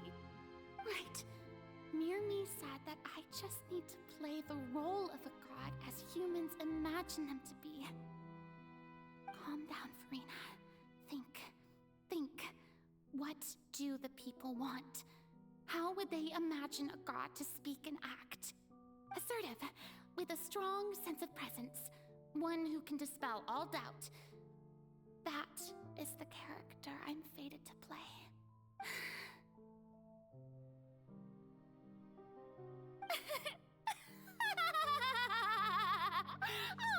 Oh, very good, my people.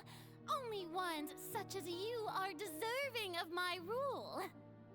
Now, I was wondering if some weak puppet were to one day come onto the stage and claim ownership of this opera house, would the children of Fontaine follow them? Well, it seems that you would all see right through them. Having passed my test, you are qualified to witness wondrous trials alongside my august self, here in this opera house. You may consider my previous act a door gift of sorts. I thought it was a debut that suited the atmosphere. Now then, let us be reintroduced. Ah, so that was just a performance. How could I have forgotten that we were inside an opera house? Her personality. It's quite shocking, to be honest, but I suppose it's a better look than before. Such a fascinating and bold deity. How wonderful! Our future may yet be bright after all. It seems I've turned them around. Best follow this flow and restart my accession speech. My dear people, whether you acknowledge me or not, whether you trust me or nay, I say to you, keep faith in your ardor for justice. We have heard it said that this nation's sins can no longer be washed away. Well, I say that justice is most fragrant when it blooms amid sin. No, this won't work. They'll suspect me again. I must play the role that they want me to play. The scales of justice should not weigh heavy in the hands of its god. On one side, it must carry fairness and justice. And may law be the prayer on our lips. May judgment be our worship. Let us light the fires and drink to the future of Fontaine. There is no trouble in this world that justice cannot solve. All that is needed is for you, my people, to believe in it, heart and soul. So long as I, the Archon Focalor, stand within the Opera Epiclese, so long as I stand before the Oratrice, I shall even judge the gods of this world!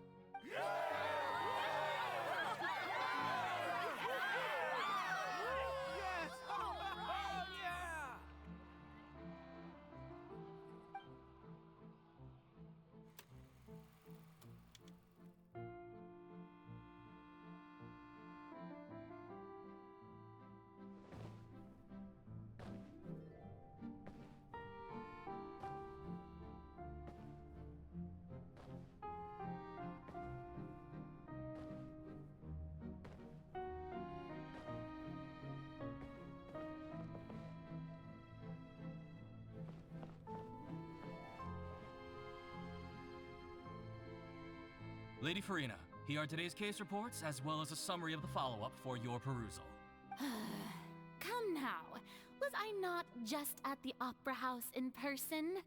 Leave these kinds of things to Neuvillette. Besides, none of these trials were the one that I'm looking forward to the most. If I may be so impertinent, what kind of trial are you truly looking forward to? A magnificent, dramatic, and wondrous trial. A trial to end all things. That's true. I fear I lack the ability to grasp your divine thought, Lady Archon. No need for fright, and do not take what I said before too seriously. Go now, do your duties. The trial I await. It will come one day.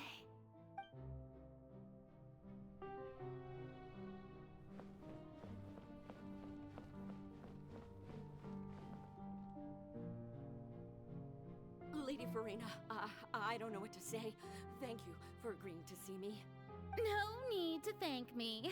Or rather, thank your own sense of perseverance instead. Long have you stood in line to meet me, have you not?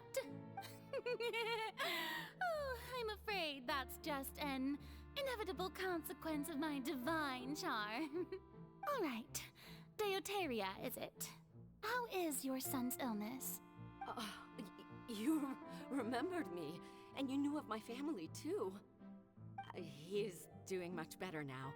In fact, he is far more of an ardent believer than I. He was the one who forced me to seek an audience with you, and to bring your words back to him. Oh, good. Very good. If this should happen again in the future, please do not hesitate to come and tell me. Going down to citizens' homes every so often, while not usual practice, should serve as a fine change of pace. You're such a gentle and wise god. Thank you once again, on behalf of my son.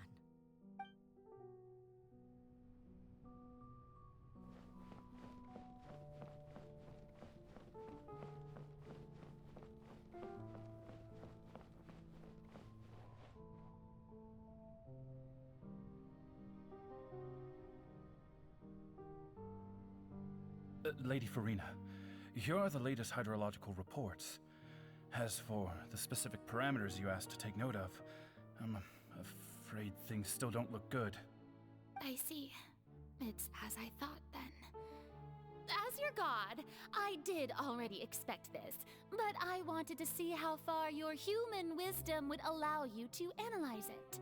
All manner of signs indicate that the prophecy will still come to pass. Forget it. That's not something you need to worry about right now. Well, as I understand it, the Fontaine Research Institute is also trying to find a way to counter the rising water levels. Really? Have they found anything? I'm afraid that they haven't found any effective solution thus far. Oh, is that so? Well, no wonder. This issue has reached the realm of the gods, after all. Still, their spirit is praiseworthy.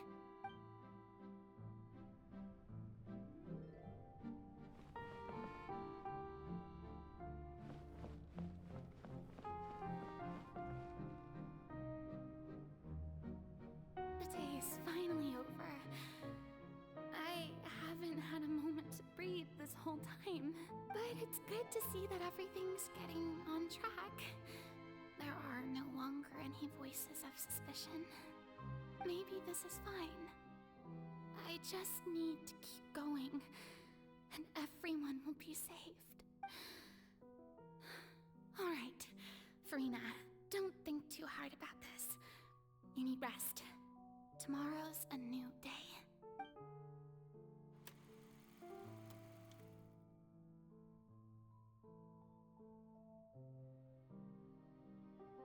Lady Farina, here are the new trial reports for the latest cases, as well as a summary of the follow-up. There'll be no need for that. I've seen them already. There's no need to go back over scenes I've witnessed in person before. Lady Farina, I've waited so long for this. Indeed, my dear, loyal citizen. This joyous moment is an honor for us both. Lady Farina, we're detecting significant hydrological anomalies near Poisson. Understood. Keep monitoring. Keep me informed should anything come up at the Institute.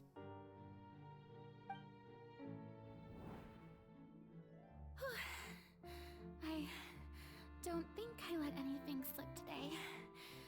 I must show the people that there is nothing to worry about. I just don't know when these days will end. I feel utterly exhausted. Best to rest early today, too.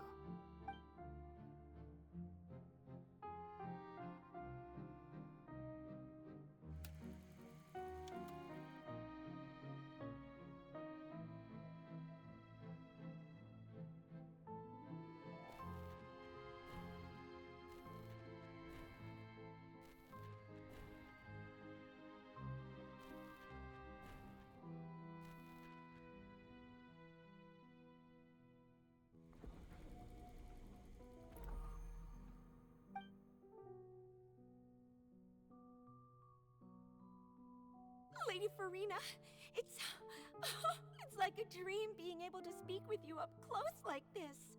I've heard that the first member of our family who was honored to receive an audience with you was Madame Deoteria, almost 20 generations ago. And what a fine family yours is indeed. It brings me great joy to meet such a faithful believer. Surely you exaggerate, Lady Farina.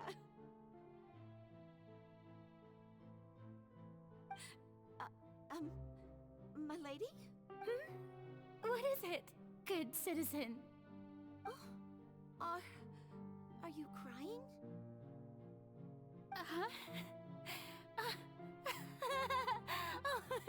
Really now? This must be the overflow of hydro from my person. Well, can't quite help being the god whose dominion is the waters, can I? No wonder. No wonder. A manifestation of your power, then. Oh, Archon, I am honored to have witnessed it. Honored indeed.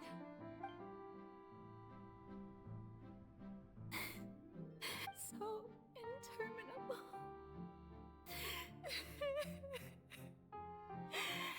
So lonely. Just how much longer? Hundreds of years must have passed by now. Perhaps the show must go on for hundreds more. I never imagined that it would hurt so much. Have I reached my limit? No. Perhaps I reached it long ago. Today I didn't even notice my own tears. I want to tell someone, anyone, about this. But would that not destroy all I've done so far? I've conducted so many investigations across the centuries. But there's not even a sliver of hope that we might break the prophecy. All I can do is keep heart. I must maintain this act. It is the only way to save Fontaine. Please, mirror me. You have...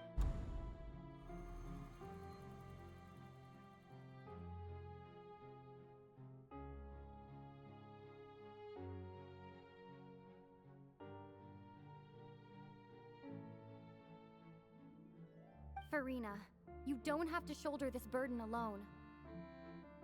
Although I don't know what you might be keeping from everyone, your people are more than willing to share your burden with you.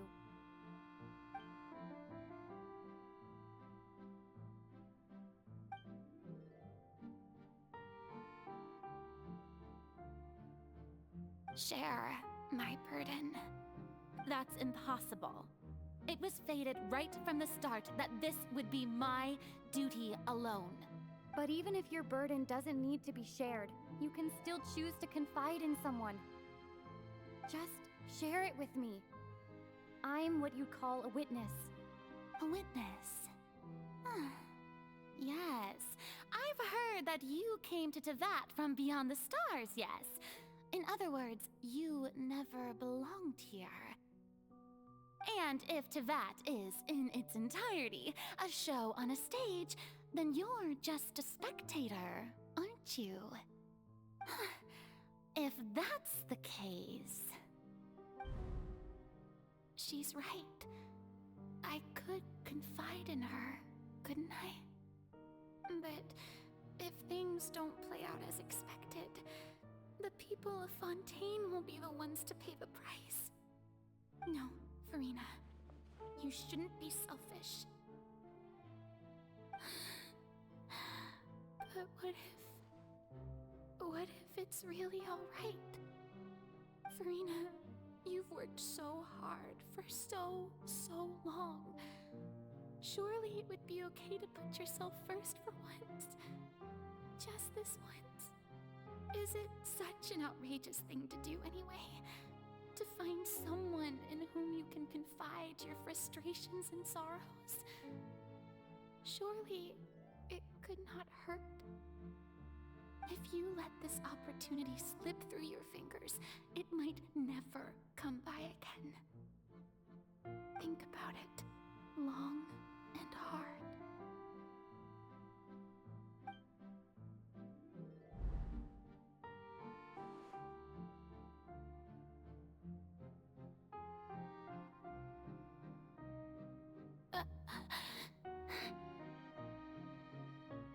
No, I have nothing to say. I am Farina, the Archon of Fontaine. Everything will surely get better. All you need to do, dear spectator, is to witness my performance until the curtains fall.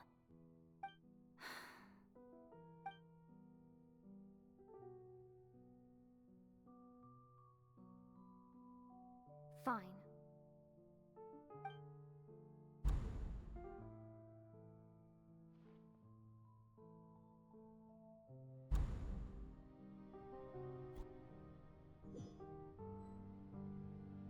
So even Farina doesn't know the truth? You've never once let her in on the full plan? Yes, it had to be done. To deceive the heavenly principles, you must first deceive yourself. She did very well. If she had let her resolve falter even once in these 5 centuries, Fontaine would have been doomed to the most tragic fate. It seems that trusting humanity was the right decision after all. I believe that I understand how your deception works, but that is only half the truth, is it not? How would you build on this foundation to save the people of Fontaine? That is the most important thing. Ah, good, good. Of course, the Iudex of Fontaine has pinpointed the crux of the issue. I'm sure you've long sensed that the Oratrice is no simple machine, yes? I've always suspected that it had its own consciousness, and Lenny did mention that he heard a human voice within the core chamber. It now seems that that person was you, hidden within the machine all along. Am I right? And then I became one with the Oratrice, taking Fontaine's gnosis with me. Yes, it would seem so, wouldn't it?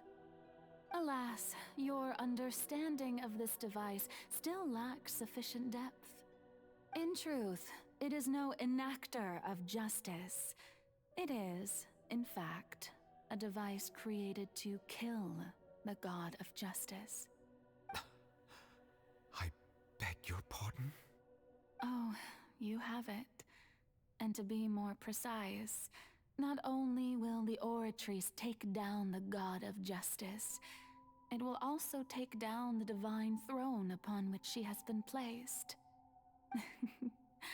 I mean, did you think I would be the sort to enjoy peaceful repose while Farina suffered.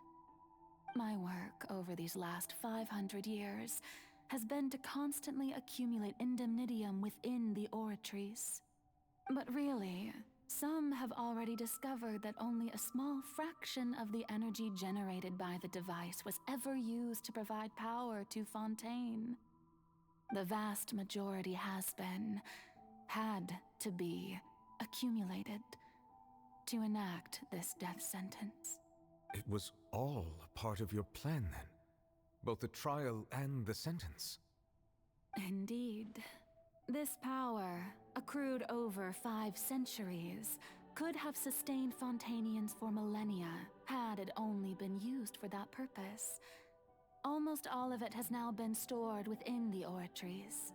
But only power of this magnitude could hope to destroy the Hydro Archon's divine throne, shaking the rules established by Celestia, and breaking through the institution that is the Seven. So the Oratrice's call for death was for neither Farina nor Focalors, but for the Hydro Archon. The destruction of that divine throne. If I do not misunderstand your intent, you must be... returning what's rightfully yours to you, of course. In other words, this was all done to return the authority of the Hydro Archon to the Hydro Dragon of this planet. But...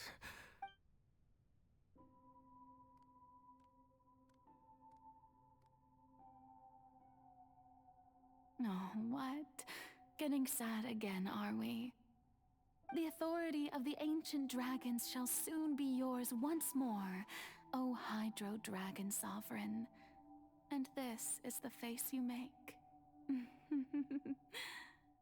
all you've done throughout the years is just so you can sacrifice yourself at the very end. I've never quite seen it that way, you know. Even now, I'm quite pleased at how well my deception worked.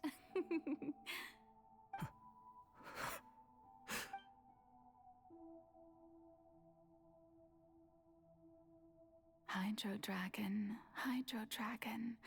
don't cry.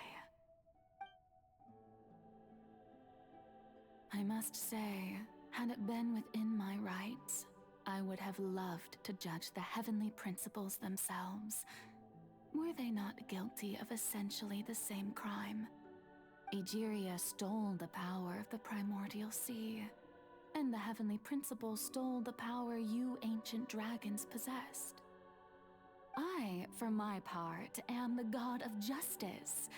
And is it not just that your original powers should be returned to you?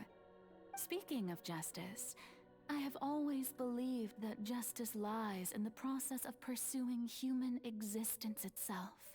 So, if the theft of the primordial sea's might was Fontaine's original sin, then, leaving matters of procedural right and wrong aside, the descent of the Fontainians as humans and their right to exist in this world would be Fontaine's original justice. In other words, existence was Egeria's justice, and to me, justice is the continuation of that existence. Defying the prophecy and ensuring that Fontaine's people shall live on, that should be the justice enthroned over all others. At this point, we, whether it be myself or all other Fontainians, have shouldered the burden of this sin for far too long. Iudex Nervilette, the highest judge in our land, when you regain your full power as an elemental sovereign. So when I was invited to the court of Fontaine to serve as Iudex, I see now that that was your idea too. At last, I now understand the true purpose behind this position. In the beginning, I was uninterested in human existence. But these 5 centuries of living alongside them have gradually brought about mutual understanding between us. And I have even attempted to feel as they feel. You are a devious one, Focalors. Things being as they are, Surely you know that I could never declare them to be guilty.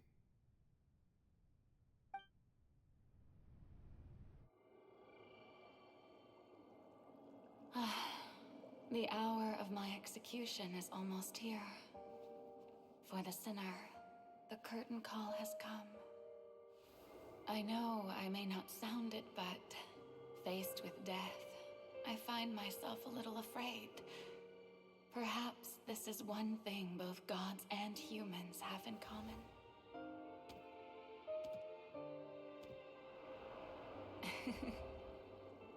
Farewell, Nervalette.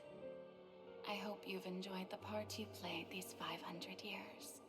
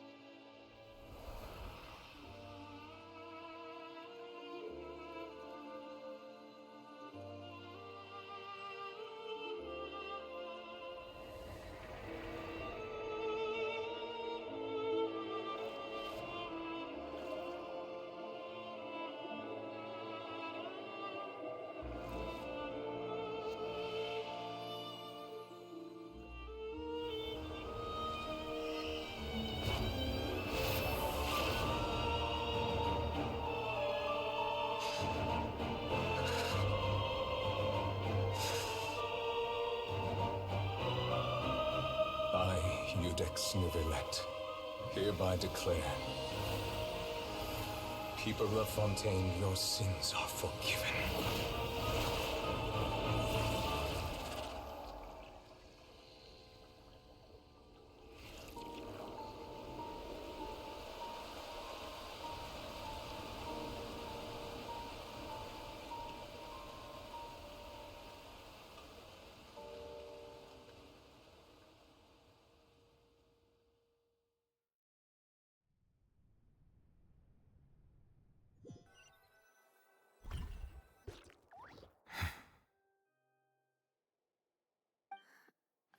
What just happened? Has the death sentence been carried out? Was that bright light some sort of misdirection? I have a feeling that something huge just happened. But since we're all still alive and haven't been dissolved, I assume whatever happened was good for us. It's time to end this. We must mete out punishment to that beast. Didn't you say just a moment ago that it can't be defeated? I have gained the strength sufficient to deal with it.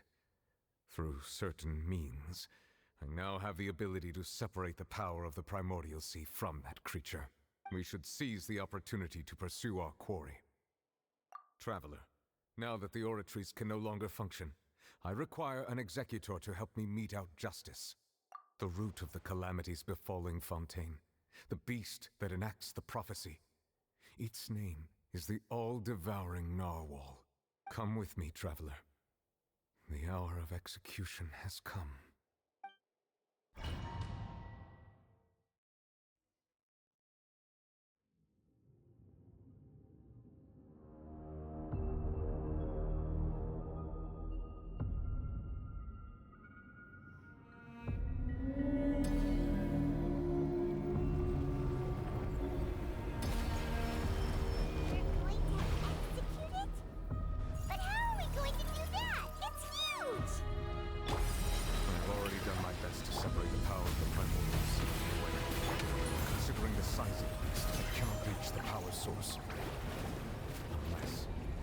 find a way to attack it from within. I shall share a part of the ancient dragon's power. We shall look for an opening together.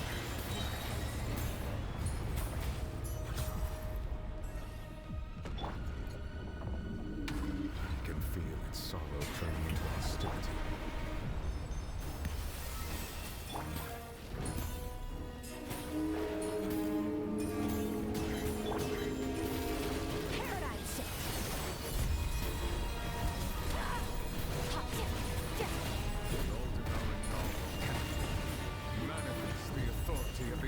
Dragons, witness the might of the primordial sea.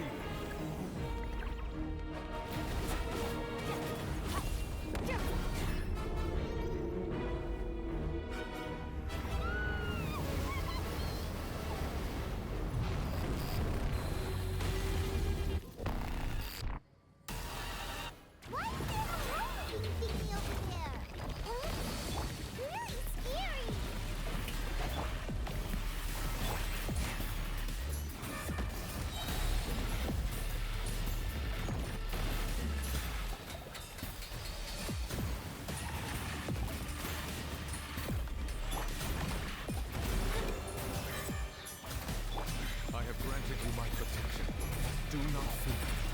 Seize the moment and use my power to suppress its root from within. Showing you a dash of frosting.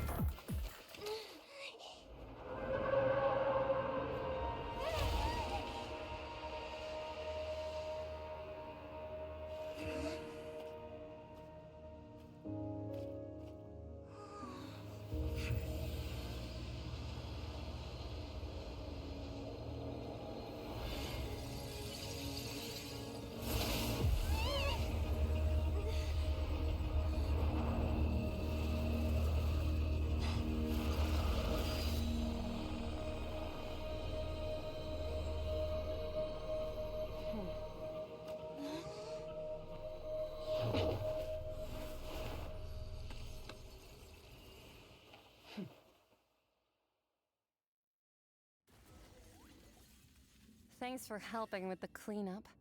It should have been my job, but... oh well. It was just supposed to be a short private training session for me. I didn't think that my disciple and my master's pet would start brawling in the meantime. Well, actually, I had a feeling that it would happen at some point, but they bumped into one another earlier than I thought. What a blunder. I suppose I'll have to swing my sword 3 million times as penance. That power. Who are you exactly? Paimon has an idea. From what she said earlier, she must be Child's master. Skirk, right? It's just that he gave us the impression that she was the less talkative person. I simply did not have anything to say to the weak. But you, on the other hand, managed to defeat the all-devouring narwhal without using power from beyond this world. So you may speak to me as equals. I have to agree. It's a strange use of a planet's primordial waters just to raise an all-devouring narwhal. That kind of power is wasted on it. It's not cooperative. It eats too much. And I have more important things to do with my time than pet sitting. The only thing that creature has going for it is its looks. All in all, it fails as a pet. Miss Skirk? I think you might have missed the point. The point being? Well, being that this pet almost destroyed an entire nation. So what sort of person is your master? Well, Child's master's master. Wait, is that right? Oh, right. So you don't know him. Sorry, I assumed you did. His name is Sertologi. I am unfamiliar with that name. Huh. So Master isn't sufficiently famous. How should I describe him then? Have you heard of the name The Fowl? The Fowl? Still nothing? Well, how about the Visionary? Vetterfulnir then? Or Gold Rhine-Daughter? Ooh, that one we've heard. Rhine-Daughter's part of the Hexen Circle. She's Albedo's mom, right? Oh, so you do know that name. To be honest, I also heard all of those names and titles from my master. But I suppose you understand now, yes? My master is likely a similar sort to Rhine-Daughter. They are both pursuing some form of perfection. Wait, didn't you also mention a visionary person? Paimon didn't quite catch their name. Actually, never mind that. I believe it expedient to inform you that the all-devouring narwhal used up nearly all its strength fighting you. Such roiling hydro energies will prove difficult for the planet's deep seas to digest. As such, the Fontaine back on the surface has most likely been thrown into chaos. In other words, the prophecy that you've been fretting over should now be in full swing. What?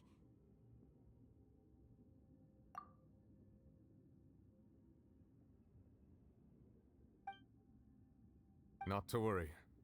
Focalor has already managed to deceive the heavenly principles.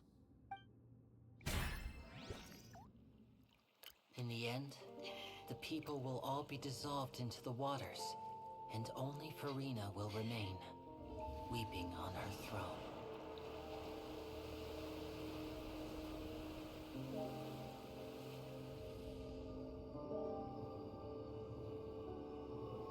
Only then will the sins of the people of Fontaine be washed away.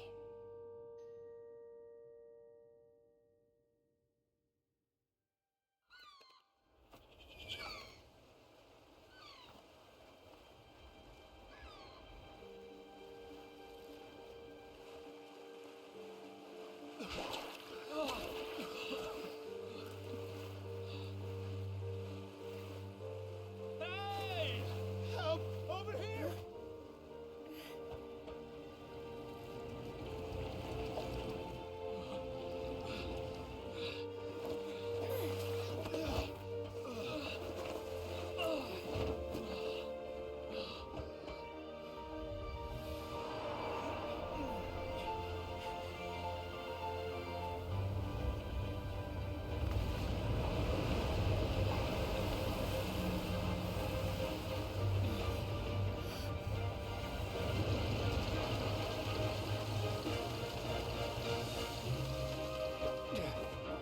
All hands, initiate emergency rescue!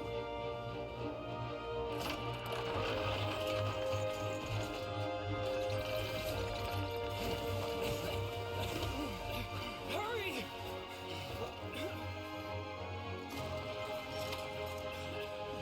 Hey, lend a hand!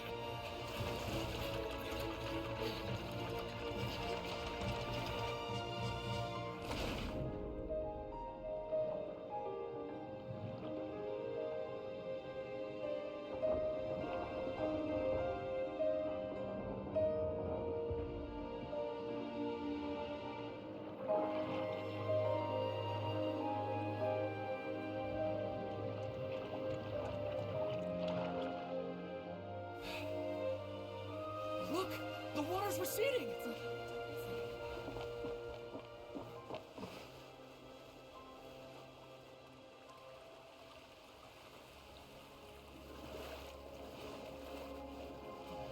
It's a miracle! The water's receding. We didn't dissolve.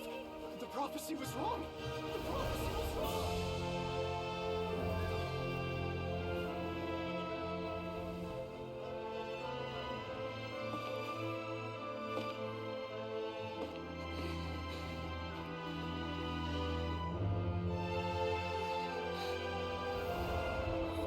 Are you right?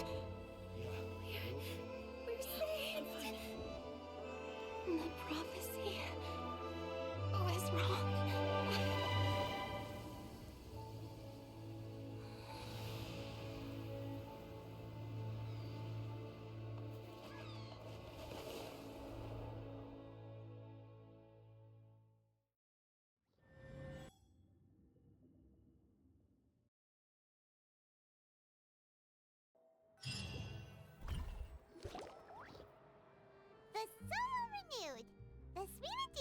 attacks post-disaster rebuilding. I recently visited Poisson to meet with Miss Navia, spokesperson of the Spina di Rusula, and we spoke about Poisson's present and future. Old soil can still give birth to new bloom, Miss Navia stated. Hope is like seeing a small cookie when you're starving late at night. You just need a little of it. Skyship Winglet, Booner Bane of the Fontaine Research Institute. The various disputes that have arisen on account of Mr. Edwin have suddenly become a shield over the Institute, with Jurier turning out to be a once overlooked hidden gem. People always call the first researcher mad, but few know what to call the second. And should that latter person achieve a miracle, they would find it all the harder to find a word with which to classify him and his team. Wow! Paimon barely recognizes the people in the reports. Are those really Jurier and Navia? They sound like real big shots. What do you think? Pretty enthralling, huh? The Steambird's idea was pretty simple. With the disaster just having passed, we would print a free edition packed to the margins with good news to calm people down. The value for these big scoops lies in their inevitable follow-ups. We'll publish further reports and go into the stories behind those people. Edwin's assistant, Jurier, created a true flying ship, while Navia is leading people in the reconstruction of their home. I'm sure that these stories could draw even your well-traveled eye. Paimon's curious too! Wait a minute. Didn't we watch everything happen from start to finish? What's there to be— And that's exactly why I'd like you to come conduct interviews with me. You're the best incubators of news, if you haven't noticed. And also, with you around, I'm sure I'll get to see that Duke. Are you sure? Hasn't he turned you down several times already? Oh, this time will be different. Come on, let's head to Poisson first, and then make a trip to the fortress. There are some things you'll only know when you get there.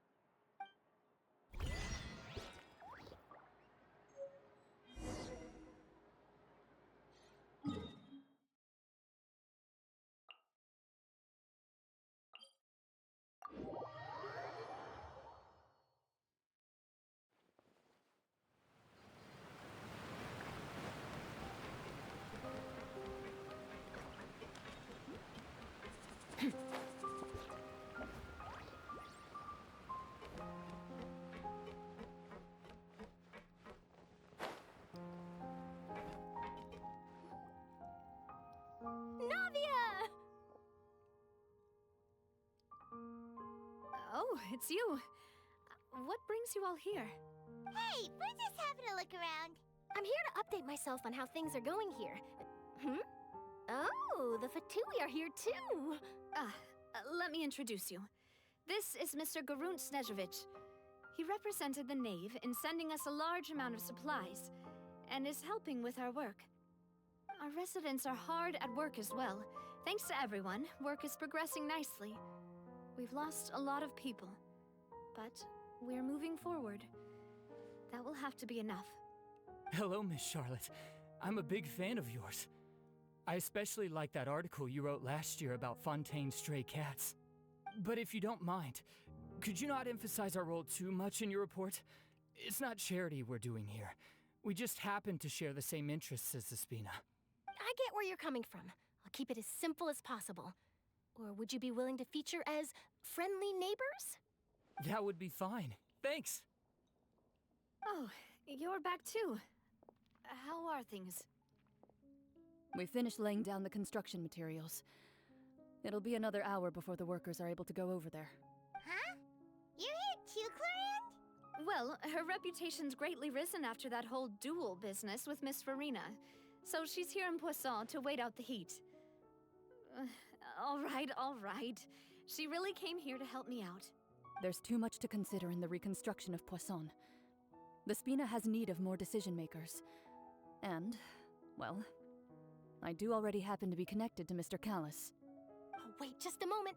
Do you mind me asking a few questions? You know, about how you felt before the duel, about what it was like facing down a god. There's lots of exciting material there, I bet. Forget it.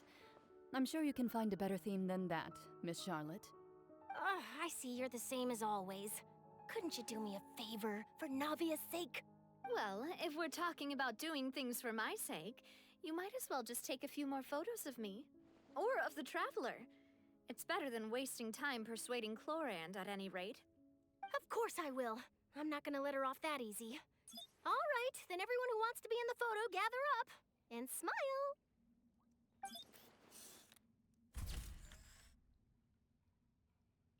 How did it go? Was it a good shot? Did Paimon look cute in it? Not bad. Your addition really helped the composition of the picture. All right, hang on a moment. Let me snap a few more shots. All right, that should do it. I'll be back here later anyway, so let's call it a day.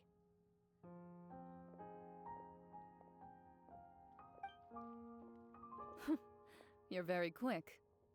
Speed is of the essence when it comes to the news, and freshness is the... Also, not to brag, but I'm pretty good at building connections. Who knows? I might eventually get that interview with you after all, Miss Wow, you really do have that never say die spirit. I'm impressed. I'll hazard a guess that this is how you got that interview at the Fortress of Meripede. Whoa, you're well informed. Let me make a guess too. I asked Sijuin, who told Monsieur Nervillette, and he told you, right? That's a very complete... In truth, all Monsieur Nervillette asked me was, when did the fortress become so friendly towards the media?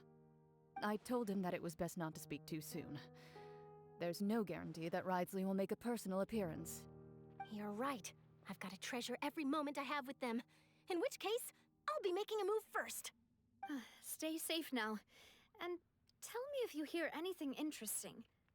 I'll treat you to afternoon tea in exchange.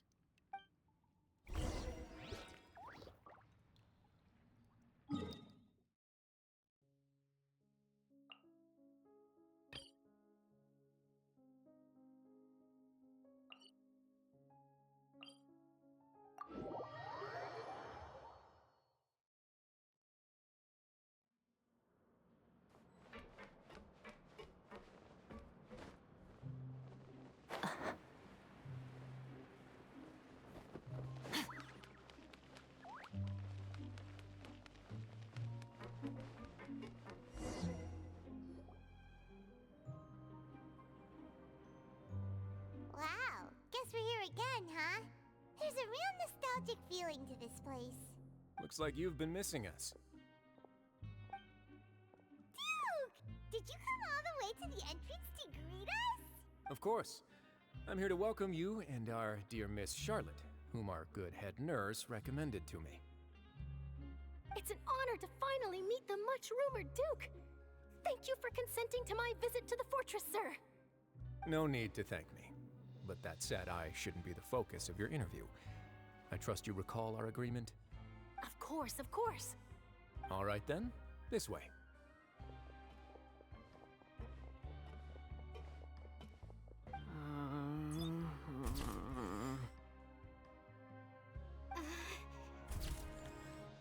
Hey, no need to be so nervous. I've already taken all the photos we need. Miss Charlotte, do these pictures really need to be published on... It would seem that Miss Lorvine doesn't want her face to appear beside that of Mr. Jury. Sir, please don't say things like that. But it looks like dear Mr. Jurier denies it. Might this interview be very... No, I just...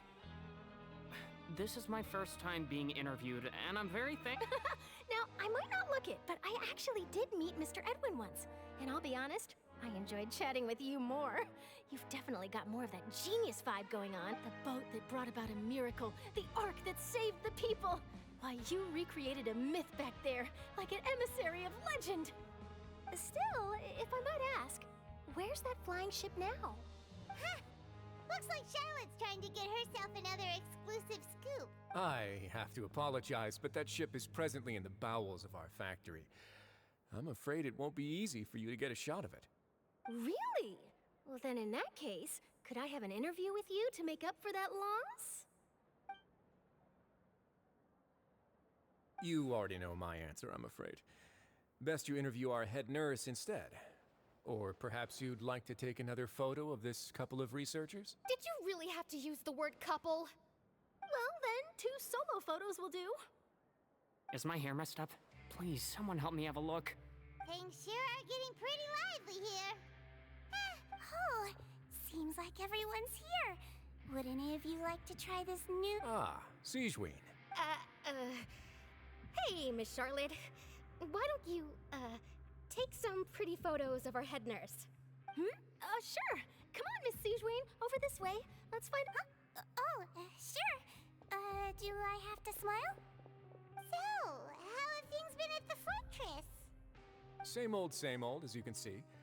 Fontaine's undergone some changes, but this place is still more... Other than that flying ship, it got a tad too much attention, I think. That's why I decided to let the interview go through. We should direct more public opinions toward the behind-the-scenes heroes. Am I right, Mr. Jurrier? Miss Lurvine? You're too kind, sir. I believe that you too should have your day in the sun. Not that you would want that, which is a pity. I'll just leave the spotlight. I see. Lots of things happened that day, huh? Anyway, regarding that Harbinger, I'm not sure you remember, but his 3 young followers are still waiting for his return. He sure did win them over, huh? I'll tell them that there's good news and bad news. The good being that their boss seems fine, and the bad being that they must face extended sentences for a bet. Oh, actually, what about you? What change can there be? The fortress will keep chugging along, and so will my duties. As to what Miss Farina's departure will mean for the nation, and if our laws and governance will be transformed, we'll leave those to the folks in the overworld. Hey, everyone. The photo shoot's done. Good. In that case, let's call it a day. Thanks for your cooperation. Come on, Traveler, let's go. Till next time, everyone. There'll be a next time? Maybe. Who knows? I might write a story about the underwater factory next time. Until then. All right. Last stop, the docks.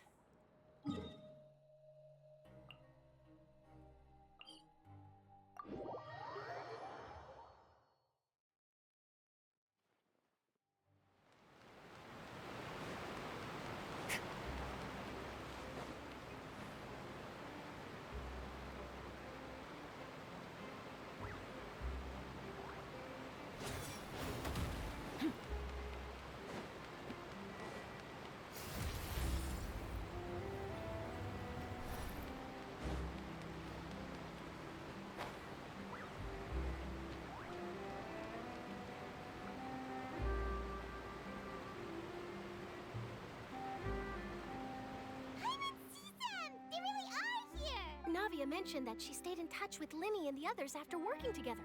Apparently, they've been at the docks distributing these strict... Traveler, Paimon. Ah, and Miss Charlotte, too. Would you like a magic pocket? What sort of gadget is it? It's a wondrous bag that can be used to carry many things. The water level has returned to normal, but if you see any of your things floating around, you can use this to carry them. Or you trick a friend. I wonder which of my friends would fall for that.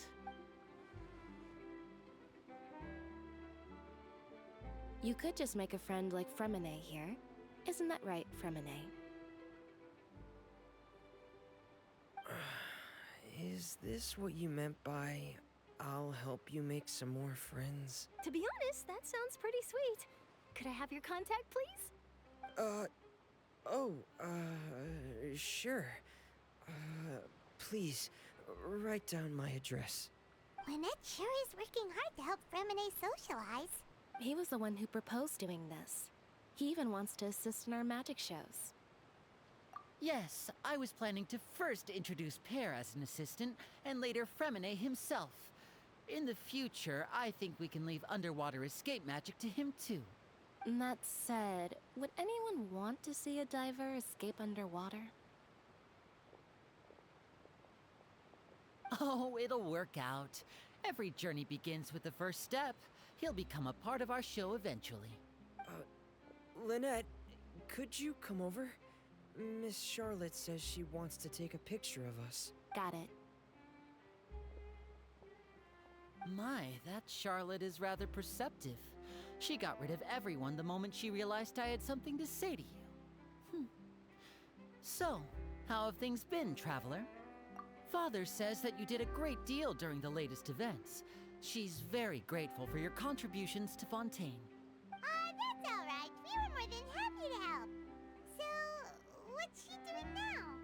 Oh, I guess you haven't heard. After Lady Farina left, Father and Monsieur Neuvillette opened negotiations, during which he gave Fontaine's gnosis to her as a diplomatic gift. A diplomatic gift? A gnosis? Yes, I was quite surprised at first myself. But when I thought it over, there were actually a number of things going for it. It could have been done as an apology for the incident with Lord Child, or as thanks for his help in tying the all-devouring narwhal down. Furthermore, Father did also lend significant aid to Fontaine and Poisson. Well, that's true, but this is a gnosis we're talking about. Doesn't this seem a bit... I would agree, but I've also heard that it seems that Monsieur Neuvillette has had a significant change of heart regarding the matter. So there's some reason for this that only Neuvillette knows about? I suspect you'll have to ask him about that yourself. Ah, yes, speaking of which, I did see him strolling around the entrance to the Fortress of Meripede a while back. Isn't he real busy and stuff? Paimon didn't think he'd have the time for that. But back to the topic. The gnosis was given to the knave, right? What about Child? They say that he's returned to Snezhnaya to recover from his wounds. I hear that the recent disaster really did a number on his health. That's true. When you think about it, we've had loads of run-ins with the Fatui. So shocked by such a simple switching of sides?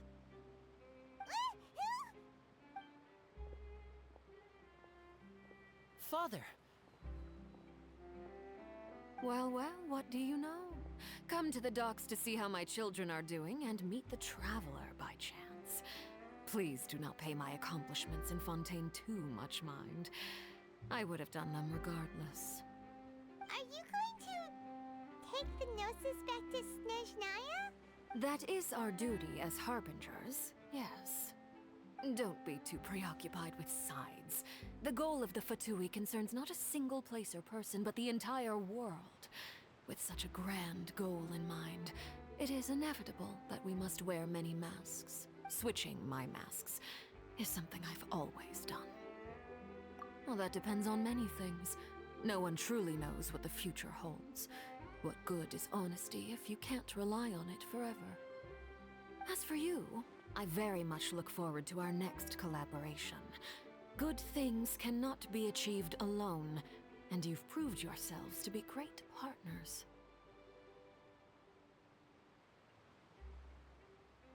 A vision? All right. I'll remember to return it. Thank you for keeping it safe for him this entire time. And that's a wrap for me. Huh? You're... Greetings, Miss Journalist. Hello. If I'm not mistaken, there are diplomatic channels I'll need to report to take a photo of you. That is correct. So forgive me, but I will not be able to serve as a subject in your article. However, feel free to write as much as you'd like about our dear magicians and our upcoming rookie talent. I will. The sea breeze is quite pleasant.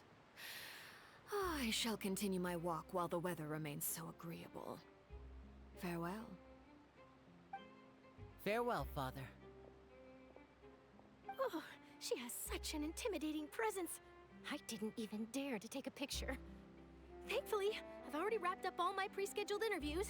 Thank you all. This'll be more than enough for me to write about, I'm sure. Don't be too nervous. Why don't you take a magic pocket before you go? Here, Traveler, Paimon, you take one too. To move things about? That's right. Funny. I was giving out magic pockets when we first met too. And I guess this must be life. We will all follow our own paths. And serendipity will lead you to your... All right then. We'll be handing out pockets and some other... Well, guess we sent Charlotte, huh? Shall we go see how Nivelette's doing? Of course he's not so busy that he's...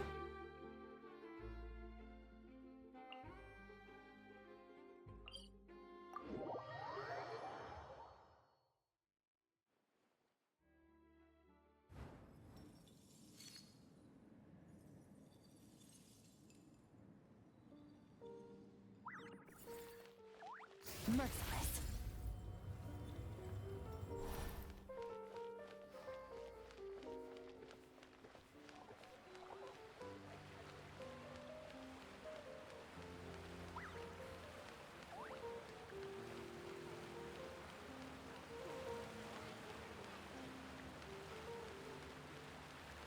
Honestly, I'm not a big fan of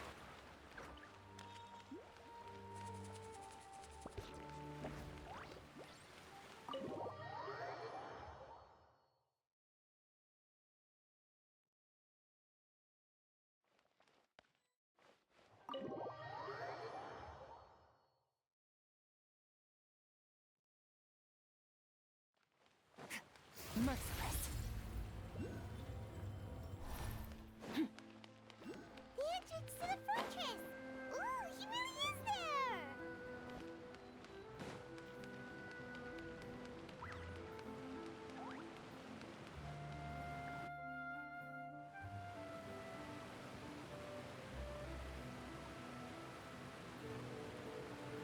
So, you really are here, Nivelette! Paimon didn't think you were going to have free time this hour of the day.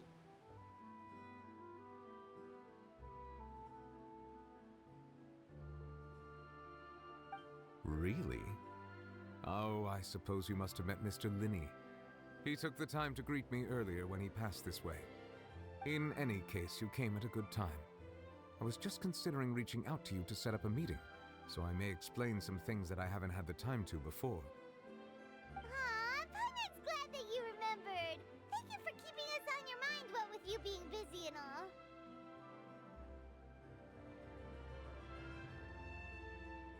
Alright, let's have it then. How was Fontaine actually saved?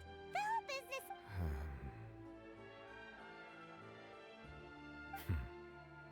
It is strange how words can often leave a bitter taste in the mouth when it finally comes time to say them out loud.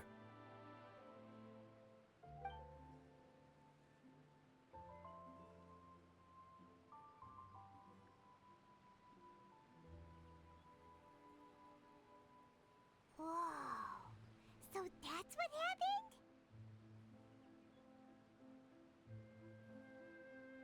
Fusselor destroyed the divine throne of the Hydro Archon and restored your power to you, transforming you into a fully fledged elemental dragon sovereign. But Paimon still doesn't quite get what you did to save the Fontainians from dissolving. For me, the authority of the ancient dragons refers to absolute control over the hydro element. Fontainians were incomplete humans born of Egeria's use of the power of the primordial sea. But so long as those primordial energies remain within them, I could use the ancient dragon's authority to grant them true blood, after the fashion in which life was first brought into being on this planet. In other words, when I gave my verdict, Fontainians became true humans, and thus would naturally no longer be dissolved by water from the primordial sea.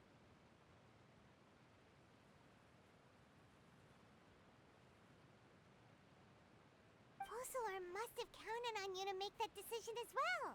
Your verdict was the key to making the prophecy appear to have come true while saving everyone. Yeah, and in a manner of speaking, Fusselor finally managed to fulfill the original Hydro Archon's wish to turn Oceanids into real people too.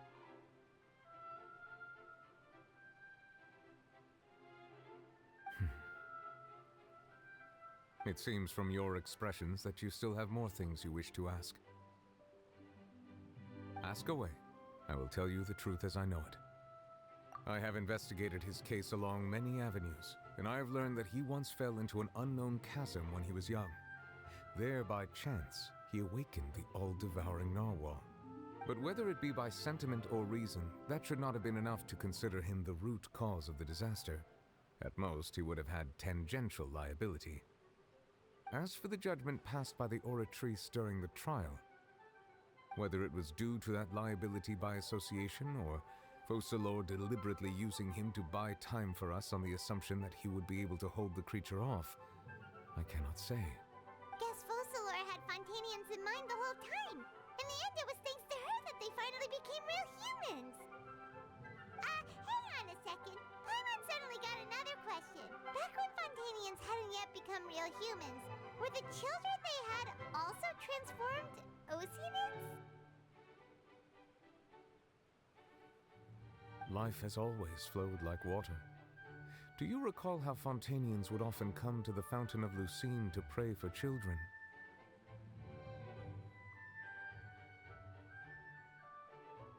Yeah! Lynette said the fountain is where all the waters in Fontaine converge. In truth, even those couples did not know that such prayers were no mere custom, but instead a form of ritual. Those Oceanids who were blessed within the spring water would later descend as new humans in the coming months. Paimon sorta gets it now.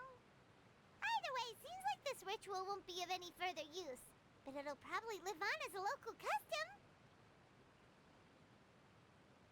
Ask away. I will tell you the truth as I know it. Yeah, about that. Risley said Farina has already left. What's that all about? Ah, Lady Farina. The people are only aware that her death sentence has not been carried out. She abdicated the post of Hydro Archon and left affairs related to that title to me. I related Focalors' words to her faithfully and completely. After hearing them, she seemed neither saddened nor comforted. She simply said that she was tired and needed to rest. Having said that, she then packed her things and moved out of the opera house, not unlike how an ordinary person might. But she's still got a place to stay, right? You need not worry. I will make arrangements to ensure that she will not want for food, clothing, board, or travel. In truth, I am somewhat happy for her. The wear and tear on her spirit will, of course, take time to heal. But now that she no longer has to play the role of Focalors the Hydro Archon, she can finally lay down her burdens and lead a normal life. What about you then? What are your plans now that you've regained your full powers as the Hydro Dragon? After Focalors passed on, the Oratrice also ceased to function. This matter will directly affect our trials. After much careful consideration, I've decided to take over its role in our courts. From now on, I shall hear cases and pass verdicts by myself. Looks like you're still considering stuff from the perspective of the Udex, huh? As an elemental dragon, there are indeed many things that I must do. But this power and this duty, in a manner of speaking, you could say that both were granted to me. As such, before I attend to my other responsibilities, I must first and foremost continue to serve Fontaine as its highest judge. The duty of the Hydro Sovereign and the duty of the Udex shall coexist. Additionally, the Hydro Archon's departure has brought about another problem, which is that the Opera House shall no longer produce indemnitium. That's true. That power was derived from the people's faith in the Hydro Archon, wasn't it? Wait, but the various mechs and machines in the city are all still okay. As I am now, I have full command over New Musia, and it can serve as a complete substitute. Another reason why I cannot quite leave Fontaine immediately. Wow. This ancient dragon's authority stuff is really quite useful, huh? Ask away. I will tell you the truth as I know it. Oh, that's right! They say you've given it to the knave as a diplomatic gift or something! Leaving aside their intentionality, the two Fatui Harbingers have indeed done much for us during this crisis. Their sole remaining goal in Fontaine, at least at this point, would seem to be the Gnosis. The Oratrice has ceased to function. The Hydro Archon's divine throne is now no more, and I do not need the Gnosis's power. As such, it has lost all meaning for Fontaine. If the Fatui have impure designs, then we might as well accede to their request now, and avoid unnecessary conflict. What complicated considerations! Paimon thought you were just giving it to them out of gratitude to the knave and as an apology to Child. Ask away. I will tell you the truth as I know it. You will soon be heading to Natlan, I presume? I'm afraid that I have little talent as a travel guide, so all I can do is tell you what I know about that land. As far as I'm aware, Natlan can be said to be a nation of dragons. A nation of dragons? You mean like you? No, I suspect that I would not find myself welcome there. Unlike ancient dragons such as myself, the dragons of Natlan have undergone long years of development and evolution. Large numbers of them have entered a form of coexistence with humanity.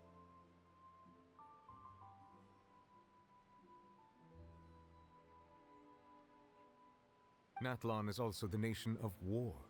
War ravages those lands like an undying flame. There is one other piece of information I got incidentally from my negotiations with the Knave that I believe may be useful to you. The Harbinger known as the Captain has thrown his hat into the endless ring of war. The Captain. Sounds like a real tough customer. Seriously, everywhere you look, there's a Fatui Harbinger doing their thing. I suggest that you fully prepare yourself before going to Natlan. In the meantime, Fontaine's doors will always be open to you. Ask away. I will tell you the truth as I know it.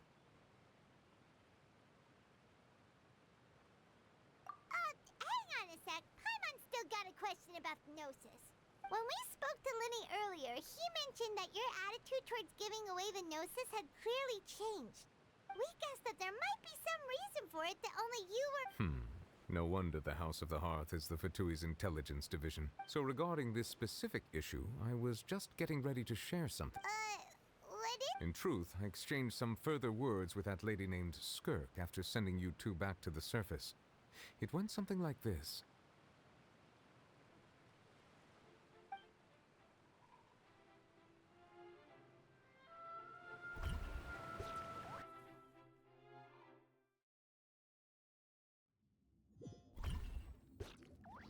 Well, we're going to head topside to see what's going on. You hurry over soon as well, all right, Nervalet?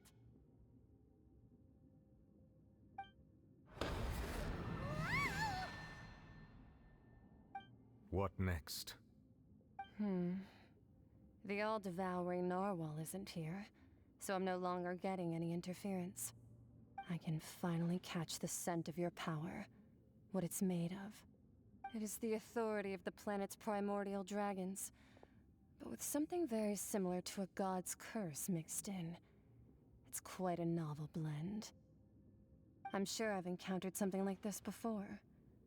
What was it again? I do not know what you speak of. Ah, of course.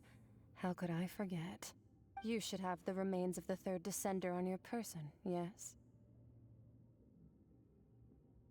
Remains? I've never heard of any such thing.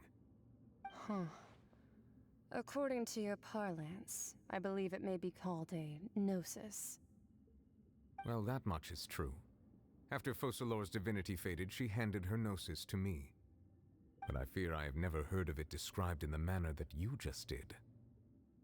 I've been training with my master, the Foul, ever since I was young, and I have never returned to the surface since. So most of the information I possess, I got from him. It is only natural for those who are greater than humanity to possess a different sort of common sense, which is why there are so many problems in our attempts to communicate with humans. Regardless, you should probably get rid of objects of misfortune to prevent any disasters from befalling you. To live in itself is a blessing, but once a person dies, the bonds he once had with this world shall all turn to curses. What do you mean by that? No need to fret. These are just my personal thoughts, and my reason for no longer wishing to return to the surface. This third descender you refer to, who are they? And when did they die? Master never mentioned them to me. Perhaps it just wasn't that important for me to know. If you're interested, though, I could ask him. I'll be sure to pass the answer on to you next time. Next time? You believe we will meet again? I do. Wait. I have a disciple of my own, don't I? He can be the messenger then.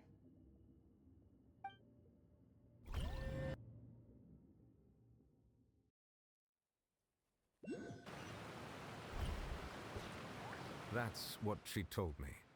Whether it would prove useful or not, I wanted to pass that information on to you. The remains of the third descender? So that's what the no-sees actually are. Paimon just thought they looked like chess pieces. How could they be a person's remains? All the same, assuming that there was no misunderstanding or special metaphor at play, that is what she meant to say. And she said that it would bring misfortune and that you should check it, which is why you gave it to the Fatui. If she speaks the truth, then I would simply be putting Fontaine at unnecessary risk by keeping it here.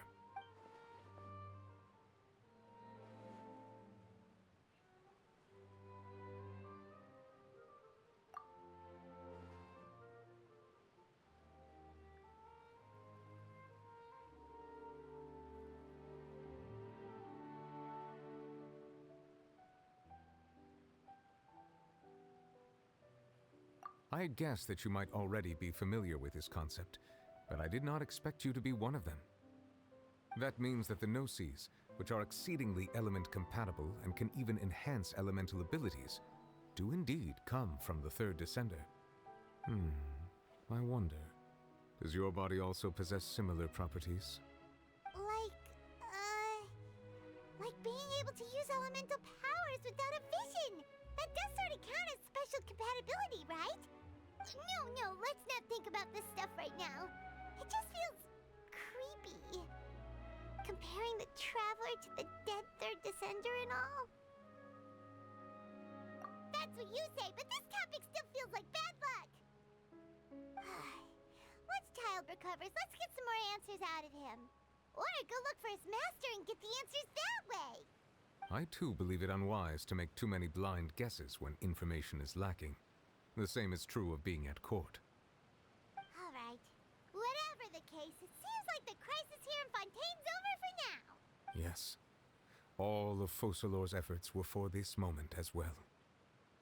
But she sacrificed herself in the end as a god, and she suffered through all those years as a human. Was that really what she wanted? I suppose that would be the mystery of a god's will. I suspect not. But once in a while, I too would guess that if wishes were like the clouds in the sky, they will one day return to the earth as raindrops. Life flows like water, and rain is the final answer. The water levels may sometimes tilt one way or another, but the rain falls fairly upon all. And what ultimately is the difference between the rains that fall upon all of us?